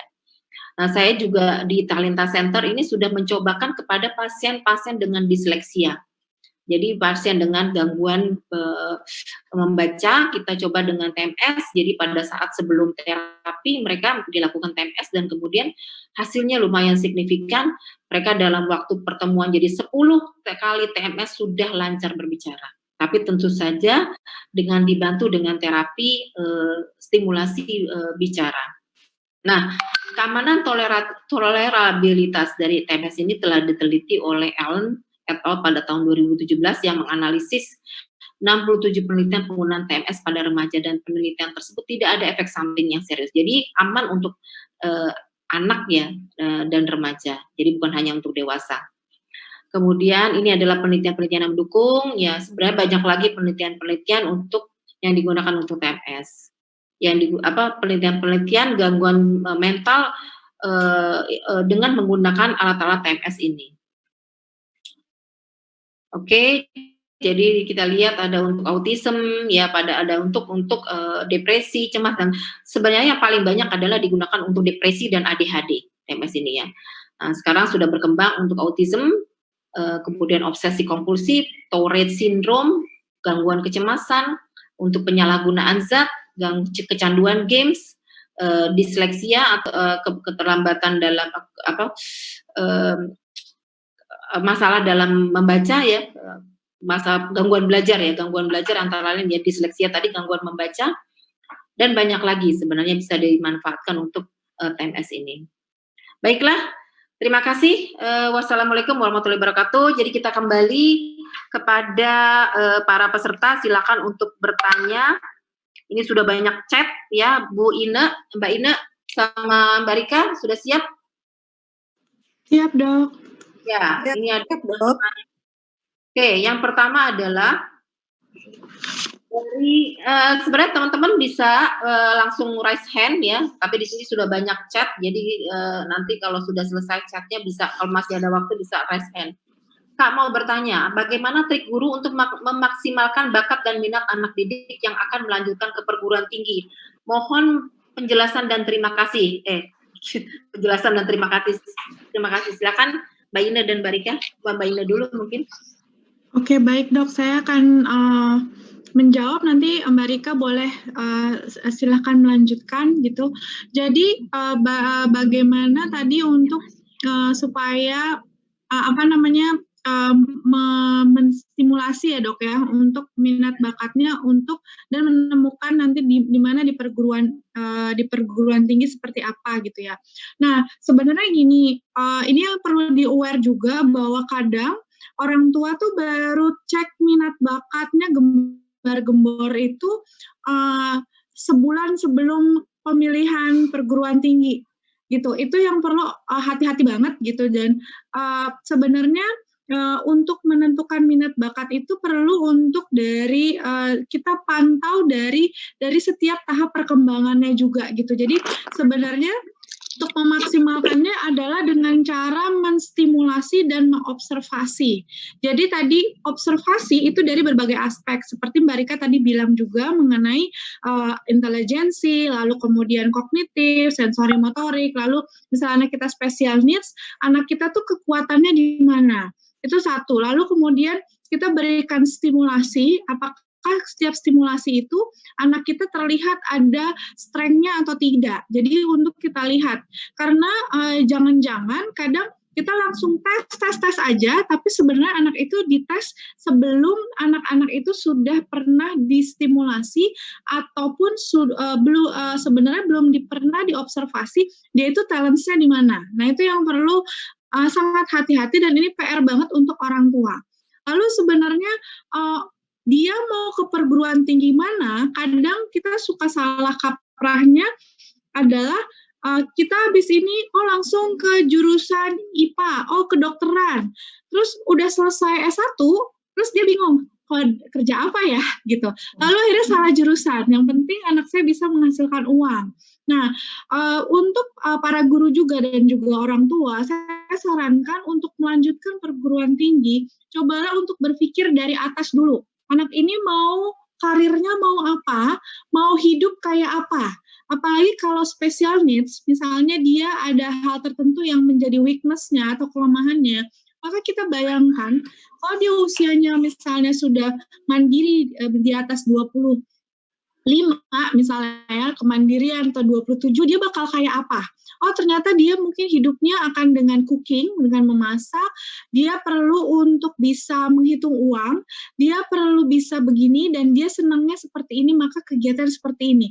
Dan kalau kita sambil combine antara dia ini usia karirnya akan seperti apa, dan juga kehidupannya, tidak hanya karir, tapi kehidupan seperti apa, lalu kita lihat strength-nya itu apa, baru kita tentukan untuk mencapai sini dengan strength ini, maka jalur untuk mencapai ini itu melalui jalur apa perguruan tingginya. Misalnya kalau misalnya dia jadi mau pengen pengusaha restoran, sebenarnya jalurnya bisa macam-macam, bisa pakai belajar cookingnya dulu atau bisnisnya dulu gitu kan. Tapi ujung-ujungnya sama. Nah, ini yang perlu kita lihat. Pertama adalah caranya adalah observasi dan stimulasi setiap tahap perkembangan termasuk talents-nya. Lalu kita coba bayangkan kira-kira kalau dia sudah dewasa, sambil kalau anak kita bisa diajak diskusi, kita tanyakan dia akan mau hidup kayak apa dan lain sebagainya. Tapi jangan ngobrolin itu sebulan sebelum mau pemilihan perguruan tinggi gitu. Jadi sebaiknya itu sudah pernah diobrolkan terus menerus gitu. Sejak dia, kalau misalnya dia kemampuan kognitifnya oke, itu sudah bisa kita ajak diskusi sejak dini, misalnya di mau pra remaja itu sudah mulai banyak diskusi hingga akhirnya dia dapat memilih yang tepat seperti itu. Mungkin itu sekian dari saya, Dr. Susi. Ya, terima kasih Mbak Ines untuk penambahan. Ya, makasih Dr. Susi. Ya, betul tadi apa yang disampaikan oleh Mbak Ina ya. Mungkin saya sharing juga sama Bapak dan Ibu dari beberapa klien yang pernah saya tangani. Biasanya kalau sudah menjelang dia mau masuk perguruan tinggi apa, biasanya saya kasih challenge untuk mereka untuk mencari tahu mata kuliah apa aja sih yang akan dipelajari di dalam jurusan yang mereka incer. Nah, kadang-kadang kalau misalnya sudah menjelang masuk perguruan tinggi, biasanya kan dari sekolahnya tuh sudah ada psikotes, lalu nanti akan ada hasilnya. Ya, nanti biasanya ada beberapa jenis profesi yang direkomendasikan. Nah, biasanya saya arahkan adik-adik untuk mencari tahu, kalau ambil, let's say misalnya, kalau mau ambil psikologi, itu mata kuliahnya apa aja sih yang akan mereka pelajari? Kalau mereka mau ambil jurusan seni, itu mereka nanti akan belajar mata kuliah apa aja sih gitu. Jadi dengan pengetahuan yang lebih spesifik, itu akan bisa menjadi bekal mereka dalam menentukan mereka mau ambil jurusan apa dan jenis aktivitas apa aja sih yang harus mereka lakukan. Itu karena biasanya kalau udah mau masuk perguruan tinggi itu kan biasanya juga cara berpikirnya sudah lebih terarah dibandingkan kalau misalnya anaknya masih SD atau SMP. Kalau SD atau SMP ya tentunya itu masih perlu banyak untuk dibimbing oleh orang tua ya, dan boleh juga ditunjang dengan pemeriksaan tes minat bakat jika diperlukan, begitu. Ya, Dok. Nah, terima kasih kira-kira, Dok. Nah, jadi kesimpulannya memang sebenarnya tugas guru ya, ini kan ditanya trik guru. Jadi trik guru adalah tadi seperti digambarkan, jangan 1 bulan sebelumnya ya.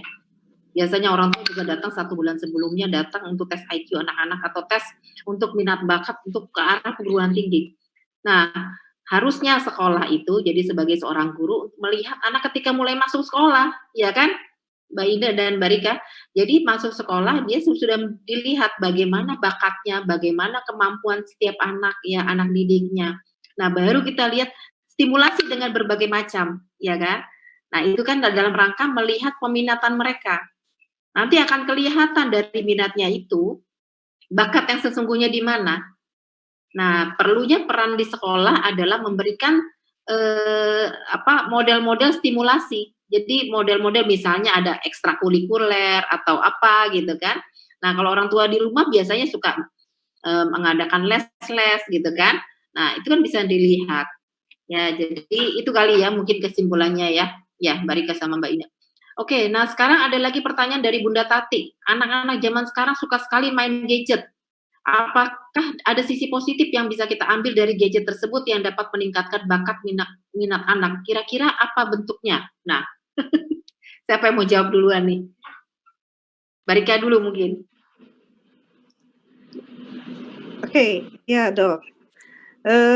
Gadget itu, teknologi itu kalau bisa dibilang itu ibarat seperti dua sisi mata uang, ya. Jadi kalau tergantung kita mau melihatnya dari sudut pandang yang mana. Satu sisi, apalagi ini kita di era industri ya 4.0, segala sesuatu itu sudah sudah serba canggih gitu ya, dan informasi apapun itu mudah sekali untuk didapatkan dengan bantuan Mbah Google gitu ya. Nah, kalau menurut saya ya, kalau kita melihatnya dari sudut pandang yang positif, kita bisa melihat lagi apa sih yang bisa dilakukan secara positif oleh anak-anak dengan menggunakan gadget ya. Dari sisi informasi, tentunya sebagai orang tua kita bisa mengarahkan untuk anak itu memperoleh berbagai informasi yang berkaitan dengan hobinya mereka, bisa dimulai dari situ. Nah, kemudian kalaupun misalnya sekarang itu sudah banyak aplikasi edukasi yang berbasis teknologi. Nah, itu juga bisa dimanfaatkan. Nah, di masa pandemik begini, di mana ada kegiatan belajar dari rumah, nah itu juga kan itu bisa menjadi kesempatan untuk anak-anak menggunakan gadget secara positif. Nah, tinggal balik lagi kepada kita sebagai orang tua, bagaimana konsistensi kita dalam menerapkan aturan sekaligus menjadi contoh untuk anak-anak kita, bagaimana sih cara menggunakan gadget yang sehat, begitu. Karena anak-anak itu kan juga udah jalan pikirannya. Jadi kalau mereka melihat sesuatu itu lebih yang akan lebih mudah mereka tiru ketimbang dengan apa yang dikatakan gitu, ya. Jadi benar kalau yang kita sering bilang action speaks louder than words gitu ya. Jadi perilaku itu memang betul-betul lebih ngena gitu ke anak-anak. Jadi itu kalau mengenai gadget ya. Boleh Mbak Ina ditambahkan, mangga? Iya, saya sepakat juga sama Mbak Rika bahwa gadget itu dua sisi mata uang. Jadi ada bagusnya, tapi juga ada negatifnya. Nah, balik lagi, gadget itu mau kita gunakan dengan melihat strength-nya atau kita ke negatifnya. Misalnya gini, kalau negatifnya berarti kita akan misalnya memberikan gadget itu tanpa ada batas waktu. Lalu kemudian anak menggunakan suka-suka dia, bahkan kita nggak mantau anak kita, dan akhirnya anak kita jadi kecanduan. Itu maka gadget menjadi negatif.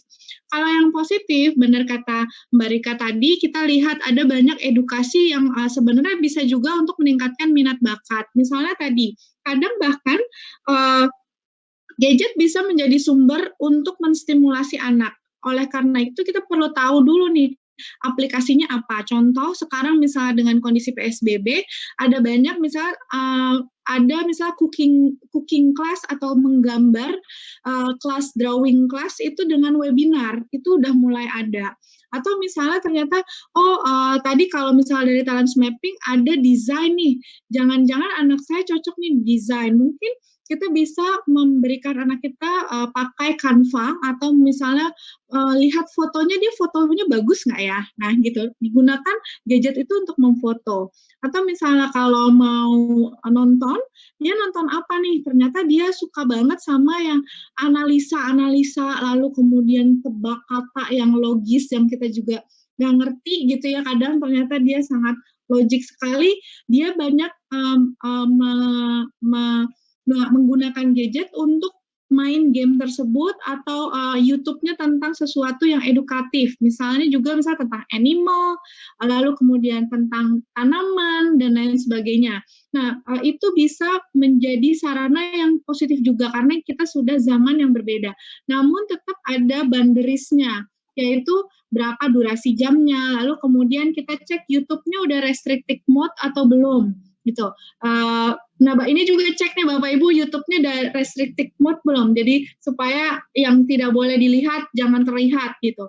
Lalu kemudian kita pantau aplikasi apa saja yang anak main, gamesnya apa saja, dan pastinya durasinya perlu kita pantau juga. Jadi gadget bisa menjadi positif asal kita menggunakannya dengan sesuai. Ya, terima kasih Mbak. Nah, berikutnya ada pertanyaan juga buat Mbak Ine. Boleh minta saran bagaimana baiknya bila concern anak tidak sama dengan orang tuanya?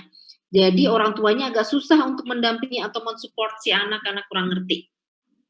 Nah, ini memang kayaknya masalah yang besar ya gitu. Biasanya kita misalnya saya sebagai psikolog atau guru atau juga dokter udah ketemu, kita tahu orang tua tuh perlu ngapain tapi kayaknya dia kurang concern gitu. Nah, sebenarnya itu memang PR gitu. Biasanya yang bisa dilakukan adalah dengan bertanya, kita informasikan. Kalau Bapak Ibu mau anaknya pengen seperti ini, maka yang harus dilakukan adalah ini. Kalau misalnya Bapak Ibu tidak melakukan ini, maka anak akan seperti ini. Bapak Ibu mau pilih yang mana? Jadi biasanya pastinya ada tambahan waktu untuk diskusi dan kita challenge. Bapak kalau ini mau gimana? Apakah mau mau seperti ini atau seperti ini. Nah, kalau misalnya Bapak ingin misalnya anaknya lebih bagus hasil perkembangannya, maka yang perlu dilakukan adalah ini. Apakah Bapak komit? Nah, itu seperti coaching gitu untuk make sure. Tapi kalau ternyata mereka juga defensif, mereka juga tetap tidak mau, ya sebenarnya ya udah lebih baik menurut saya kita fokus ke orang tua lain yang lebih ingin mengembangkan anaknya gitu. Yang penting kita udah berusaha dan biasanya yang saya lakukan adalah dengan coaching, pertanyaan apa sih yang diharapkan dari anak ini, dan menurut Bapak Ibu apa yang Bapak Ibu sebagai orang tua bisa lakukan untuk bantu anak Bapak Ibu gitu. Kalau dia nggak bisa jawab dan dia ini ya memang itu kayak prognosisnya negatif gitu. Seperti itu. Jadi lebih banyak pertanyaan, challenge, dan juga kita lihat kalau misalnya dia komit, ya mungkin bisa kita berikan PR yang bisa dilakukan di rumah. Mungkin itu, Dok. Mungkin Bu Mbak Rika bisa nambahkan juga. Ya, silakan Mbak Rika. Ya, saya nambahkan sedikit aja, mungkin perlu mengingatkan para orang tua dan juga sekaligus mengingatkan diri sendiri juga bahwa anak-anak kita itu bukan diri kita, ya.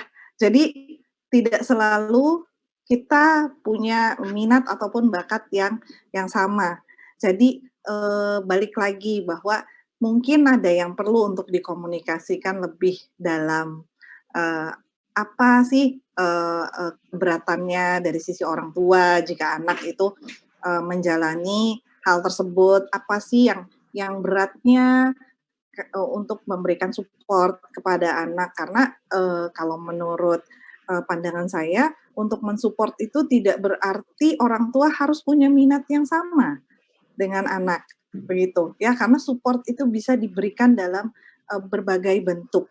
Dengan orang tua hadir itu juga merupakan suatu bentuk yang support yang besar gitu. Jadi tidak harus selalu memiliki minat yang sama. Jadi saya rasa perbedaan minat itu tidak menjadi penghalangan kalau orang tua ingin memberikan support bagi anak. Gitu. Begitu, Dok. Bu Rika. Nah, berikutnya ada pertanyaan, bagaimana sebaiknya untuk melihat bakat anak semenjak dini hingga bisa dikembangkan dari kecil? Dari sedini mungkin. Nah, bagaimana cara melihatnya? Siapa dulu Bu? Mbak Rika atau saya? Mangga Mbak Ina. Saya coba jawab dulu ya Dok ya, nanti Mbak Rika tambahin. Jadi bagaimana untuk melihat talent seseorang sejak dini. Jadi kalau kita lihat bakat seseorang, minat bakat tidak bisa langsung segera, oh dia lahir lalu kita kelihatan nih bakatnya seperti apa. Jadi caranya adalah baby step, pelan-pelan, dan perlu dilihat sesuai dengan tahap perkembangan anak. Lalu jadinya intinya tiap tahap perkembangan silahkan distimulasi dengan aktivitas yang sesuai dengan tahap perkembangannya. Lalu kemudian kita observasi. Misalnya nih contohnya ada bakat misalnya kalau dari baby anaknya udah cerewet banget, senang ngomong, bertanya, semua ditanyain. Mungkin dia punya bakat analytical. Oh oke, dia analytical nih, berarti dia senang kemungkinan bisa berkorelat dengan talent yang berkaitan dengan sesuatu yang logis berpikir. Tapi kalau misalnya sejak dini, misalnya kan belum tentu kita bisa memberikan aktivitas seperti memasak, misalnya cooking, misalnya belum bisa untuk diberikan untuk anak 3 tahun. Jadi kan ada aktivitas yang belum bisa kita gunakan di usia 3 tahun tersebut gitu. Jadi gradual nanti kalau misalnya dia sudah bisa, sudah dia memiliki kemampuan misalnya di usia 10 tahun dia mulai bisa masak, lalu kita lihat lagi makin berkembang, ada lagi kita tambahin berbagai aktivitas. Jadi misalnya kalau misalnya dari kecil kita sudah melihat ada satu talents yang muncul, bukan berarti kita stop untuk mengobservasi atau stimulasi dengan talents yang lain. Tetap kemudian kita berikan, karena bisa jadi talentsnya itu ada lagi di perkembangan selanjutnya. Nah, kita observasi, kita lihat, kita checklist, lalu nanti di usia misalnya di atas 15 tahun ke atas atau di masa SMA, baru kita bisa review lebih detail. Ini apa saja talents-talentsnya, minat bakatnya maksudnya, karena kita juga perlu ngecek apakah minatnya sesuai dengan bakatnya, ataukah ini minat saja atau bakat saja atau sebaliknya. Jadi perlu pelan-pelan seperti itu. Oke, silakan Bu Rika ditambahin. Ya, saya setuju dengan Mbak Ina bahwa segala sesuatu itu disesuaikan saja dengan tahap perkembangan anak. Jadi no need to rush ya untuk kita jadi orang tua. Ya, betul kata Mbak Ina, gitu. Baby step. Ya, jadi balik lagi, kalau misalnya kita mau memberikan sesuatu ke anak, kita kita tanyakan dulu kepada diri kita selaku orang tua, apakah ini sudah sesuai dengan tahapan perkembangan anak dan tujuannya apakah ini untuk anak atau kita punya intention yang lain sebagai orang tua. Begitu sih tambahan dari saya, Dok. Ya, sebenarnya kalau misalnya kita lihat dulu zaman-zaman saya kecil ya, saya itu nggak pernah disuruh belajar intinya. Jadi kalau sekarang ini anak-anak sekarang kan suruh belajar, terus mata pelajarannya banyak, terus kalau saya dulu pulang sekolah taruh tas, terus kemudian main karet, main air, main apa. Itu adalah suatu penggalian minat sebenarnya ya, penggalian minat dan bakat. Saya waktu itu kecil ingat sekali itu, nggak bisa diem di rumah. Ya, jadi pulang-pulang itu maghrib, pulang main tuh udah kotor-kotor. Nah, tapi anak sekarang ini enggak, pulang sekolah itu adalah main gadget. Nah, ini yang kita harus perhatikan bahwa sebetulnya intinya adalah anak itu senang dulu ya. Jangan diberikan serombongan kegiatan-kegiatan yang membebankan dalam kognitifnya, akhirnya bakat yang lain tidak tergali. Intinya adalah seperti itu ya. Makanya sekolah yang baik adalah sekolah yang memberikan suasana yang nyaman dan kemudian memberikan sarana-sarana untuk menggali minat bakat mereka, begitu kan? Nah, ini adalah pertanyaan lagi. Afwan izin bertanya Mbak Rika, lebih spesifik mana yang antara tes minat dan bakat dengan Stephen? Nah, ini dia Stephen test. Gimana ya? Stephen test itu kalau nggak salah fingerprint ya, Dok ya, betul? Ya, betul. Iya. Fingerprint. Wah ini pertanyaan yang gimana ya? Oke, bismillah saya coba menjawab ya. Jujur saya sendiri tidak mendalami tentang, fingerprint ini, tapi, kalau melihat dari kita mau fingerprint ini, balik lagi tujuannya untuk apa. Kalau katakanlah misalnya untuk mengenali, minat dan bakat, mungkin perlu dilihat lagi berapa sih, usia anak ketika mengikuti tes tersebut, begitu. Kemudian, mungkin, kalau mau menggunakan alat tes tersebut, mungkin bisa, di-combine juga dengan data-data yang lain, seperti misalnya hobinya anak itu apa, begitu. Terus kemudian kalau Bapak dan Ibu mau, menelusuri lagi dengan alat tes yang lain, itu juga, silakan. Jadi bisa, memperkuat ya, bagian mana sih gitu yang memang anak ini, ajak gitu, konsisten dalam menjalaninya seperti itu. Dan saya rasa ada banyak tes-tes minat bakat lain ya yang bisa digunakan yang punya landasan riset yang lebih kuat gitu. Jadi itu bisa mendukung gitu mengenai analisa yang diberikan. Jadi kalau saran saya untuk orang tua, tidak hanya melihat atau menjudge anak itu dari satu alat tes saja gitu, tapi perlu untuk melihat juga dengan alat tes lain, apakah betul hasilnya konsisten sejalan gitu. Karena kalau sekiranya memang itu adalah minat bakatnya, biasanya mau dites dengan beberapa alat tes, biasanya itu akan tetap muncul begitu. Mangga Mbak Ina menambahkan? Iya, saya sepakat sama Mbak Rika juga gitu. Jangan hanya fokus kepada satu alat tes. Dan yang saya tahu Stephen itu kan sidik jari ya.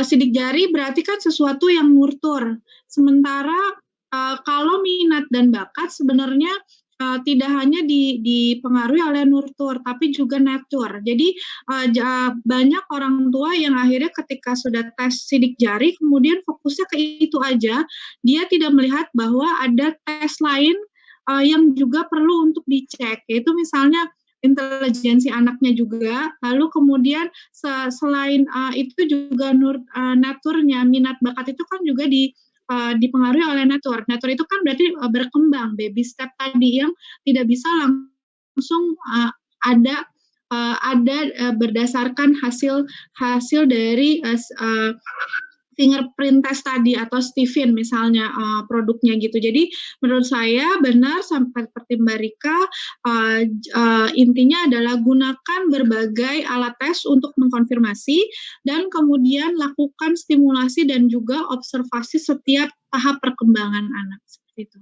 Ya, jadi intinya adalah kita harus melihat semua tes itu dengan dengan optimal. Jadi tidak hanya berdasarkan hanya satu tes, tiba-tiba dia jadi pernah ada ahli bahasa, anaknya spesial. Nggak cocok banget ya. Oke, nah ini berikutnya Mbak Rika nih. Sebagai orang tua, apakah kita harus menstimulasi bakat anak karena bakat anak sudah lebih spesifik dibandingkan minat? Mohon penjelasan dan terima kasih. Gimana Dok? Mendun itu apa ya Dok ya? Apakah menstimulasi bakat anak karena bakat itu sudah lebih spesifik? Jadi sebagai orang tua gitu tidak usah minatnya, jadi bakatnya. Oh, oke. Oh iya. Ya. Pemahamannya tentang bakat minat tadi belum begitu jelas sekali. Ya, jadi begini Ibu Widi ya? Ya. Oke.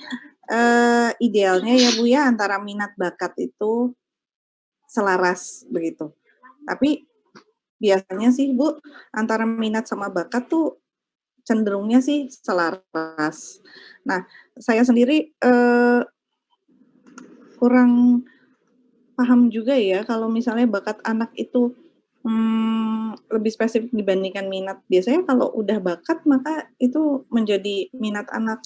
Itu sepanjang yang sudah pernah saya, temui ya, Bu, ya, walau alam mungkin ada beberapa kasus yang unik seperti ini.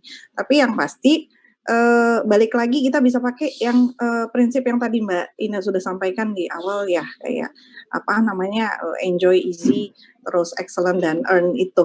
Mungkin bisa diterapkan, apa namanya, kepada anak kita sebagai orang tua. Kalau memang bakatnya itu sudah ketahuan dan memang sudah, apa namanya, sudah spesifik, ya, baiknya ya itu hal itu diperkuat gitu, ya, disupport terus sampai akhirnya hal tersebut bisa, memberikan hasil, ya, berupa ya bisa bisa juga itu menjadi mata pencaharian, kelak Oke. ketika anak itu Ya. sudah dewasa, begitu. Ya, begitu, Dok, Ya. kira-kira. Ya, terima kasih. Mungkin ditambahkan Bu Ina, Mbak Ina? Iya, kalau dari saya sih so far sama sih, Dok. Seperti, Mbak Rika katakan gitu. Jadi, sama, Dok. Ya, jadi intinya kita menstimulasi minat dan bakat secara berbarengan ya. Coba lihat bakat sungguhnya baru kelihatan kan. Ada minatnya misalnya minatnya ingin jadi dokter, ternyata tidak berbakat jadi dokter. Ada kekurangan-kekurangan misalnya ternyata inteligensinya kurang atau apa gitu ya. Jadi itu kan ada kapasitas lain yang harus di assessment. Intinya adalah seperti itu. Jadi kalau dalam penelusuran minat bakat itu harus complicated ya kepada ibu supaya tidak salah ya dalam ketika dia masuk perguruan tinggi tidak salah langkah. Ya, jadi akhirnya nanti dia tidak menjadi ya tadi yang akhirnya nanti yang jurusannya guru tapi profesinya jadi beda. Ternyata jadi pengusaha misalnya gitu. Ya. Nah, ini ada pertanyaan ini untuk saya ya sepertinya. Ingin bertanya Dr. Susi, apakah ada indikasi khusus untuk menjalankan pemeriksaan brain mapping atau elektrofisiologi untuk atau setiap anak dapat menjalankannya? Iya, jadi sebetulnya semuanya ya. Jadi tadi kan brain mapping itu untuk melihat apakah ada masalah di dalam atensi, impulsivitas, lalu kemudian kecemasan misalnya, atau adanya masalah di dalam performance. Jadi anak itu kayaknya sering lelah misalnya, atau kalau misalnya belajar tidak kuat lama misalnya kayak gitu. Ya, itu untuk anak-anak. Kalau misalnya orang bekerja, misalnya sudah dewasa, tadi depresi, kemudian kecemasan, atau misalnya performansi kantor kurang gitu. Setiap pekerjaan dikasih nggak selesai misalnya gitu. Nah, jadi dari mulai anak-anak sampai dewasa itu bisa dilakukan ya untuk brain mapping. Bahkan untuk usia lanjut juga bisa. Nah, karena intinya adalah untuk melakukan assessment. Dan kita bisa ini ya untuk alat bantu untuk assessment menunjang diagnosis. Tapi diagnosis klinis yang paling penting. Nah, ini juga ada pertanyaan lagi, idealnya umur berapa? Ya sudah tadi dari mulai kecil ya. Jadi dari sebenarnya SD sudah bisa kita lakukan brain mapping. Ya, biasanya SD itu sudah banyak anak-anak yang mengalami masalah atensi dan konsentrasi. Nah, ini ada lagi, apakah pada anak yang kurang konsentrasi dan susah menghafal pelajaran bisa diterapi? Ya, insya Allah bisa ya Bu. Biasanya kita lakukan assessment dulu tadi di samping dengan alat-alat elektrofisiologi, kita melakukan juga sebagai alat-alat psikologi lainnya. Kemudian, apakah ada efek samping penggunaan neurofeedback? Insya Allah tidak ada. Ya, tapi biasanya kalau misalnya tidak ada, kalau pemberian protokol dalam pelakuan neurofeedback itu tepat. Ya, jadi harus tahu misalnya kita menginginkan anak itu konsentrasi belajar, tentu protokolnya adalah untuk meningkatkan konsentrasi.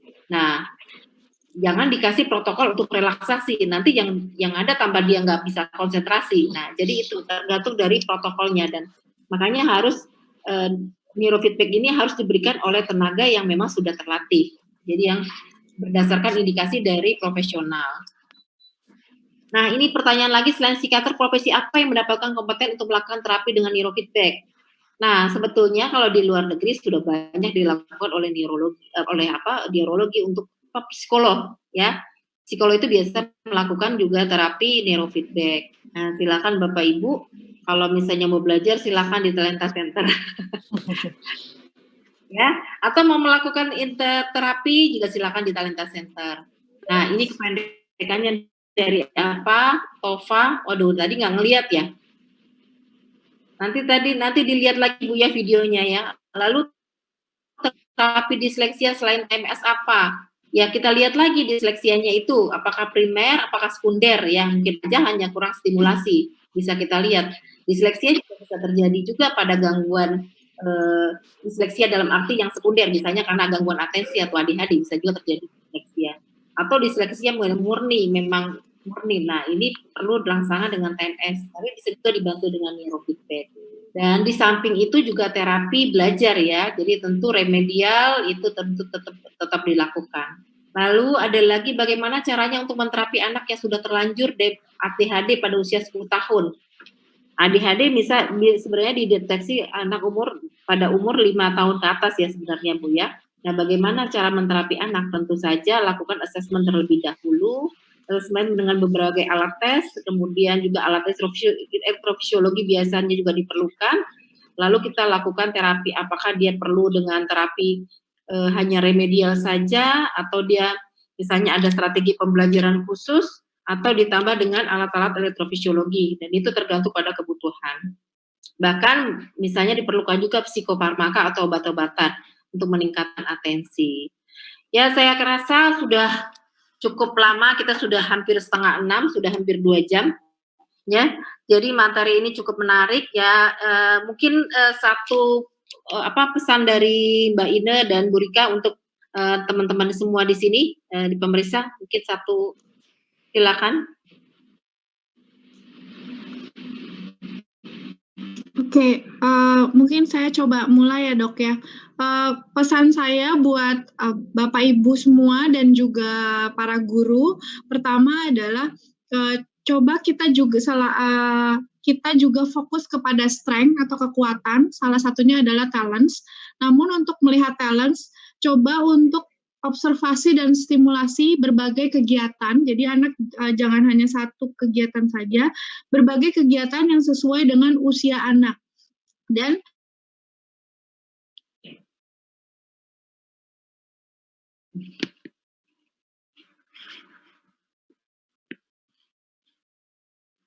observasi dan stimulasi untuk melihat seperti apa. Kemudian yang tidak kalah penting adalah untuk menentukan karir itu bukan instan. Jadi kita perlu baby step tadi dari awal dan melihat banyak aspek. Yang pertama adalah pastinya talents atau minat bakat, lalu juga kognitifnya, lalu kemudian juga motoriknya, emosinya, attitude, dan lain sebagainya, dan juga dukungan lingkungan sekitar. Jadi ada banyak hal yang perlu kita lihat dan pelan-pelan untuk melihatnya. Sekian dari saya. Oke, silakan Bu Rika. Ya, pesan saya untuk orang tua sekaligus mengingatkan juga untuk diri saya sendiri, yuk kita sama-sama kenali minat dan bakat serta segala potensi yang ada di diri anak bersama-sama ya, karena anak-anak itu adalah investasi kita di masa yang akan datang. Mari kita terima anak-anak kita apa adanya dengan segala kelebihan dan juga kekurangannya. Insya Allah dengan begitu akan membantu mereka untuk tumbuh kembang secara optimal. Ya, Dok? Oke, baiklah, mungkin dari saya sedikit ya, bahwa ini kita di sini Talenta Center mengadakan webinar-webinar, intinya adalah pendidikan untuk para guru dan juga para sejawat. Intinya adalah kita sama-sama belajar, ya kedepannya juga kita berharapkan mencetak generasi unggul ya, mudah-mudahan anak kita adalah masa depan bangsa Indonesia. Jadi kita berharap bisa mendidik anak-anak itu seoptimal mungkin. Dan saya juga tidak lupa memberikan semangat juga untuk para guru untuk memberikan pendidikan yang terbaik. Jadi guru bukan tugasnya adalah mendidik, bukan mengajar. Ya kembali lagi bahwa mendidik itu adalah memberikan knowledge atau pengetahuan kepada anak muridnya. Jangan sekedar mengajar. Ya kalau mengajar itu adalah tugas-tugas zaman bahala ya. Jadi zaman-zaman kita dulu memang guru banyaknya mengajar. Nah, sekarang adalah tugas yang kita ke depannya ini anak-anak kita adalah anak-anak generasi penerus yang pada saat ini zamannya adalah zaman yang era 4.0 yang kita juga harus mengerti bahwa era ini adalah era yang sangat sulit bagi kita. Ya, semoga untuk webinar-webinar Talenta Center dan kemudian Islamic Green School memberikan manfaat yang sebesar-besarnya untuk pendidikan untuk anak-anak Indonesia. Terima kasih kepada Bapak dan Ibu atas perhatiannya. Berikutnya ada webinar lagi ya, kami tanggal minggu depan itu ada tentang kuliah rutin Madratus Nisa. Jadi kebetulan saya membahas tentang kupas tuntas stres dan depresi. Nah, ini juga ada tanggal 2 Agustus ya, kemudian juga tanggal 9 Agustus ini juga ada bahasan tentang menumbuhkan resiliensi dan kemudian belajar menjadi emak yang strong. Kemudian juga ada Dr. Fukofisa tentang bagaimana Al-Quran menumbuhkan ketenangan jiwa dalam perspektif neuroscience. Dan kemudian juga mencari makna bahagia dalam Al-Quran, tafsir Al-Quran tentang kebahagiaan. Ini adalah kuliah rutin Madratus Nisa, dan ini adalah kelas mental health online via Zoom. Dan berikutnya dari Islamic Green School akan mengadakan webinar tentang manfaat dari green therapy dan ekoterapi pada pembelajaran di era new normal pada tanggal 8 Agustus 2020.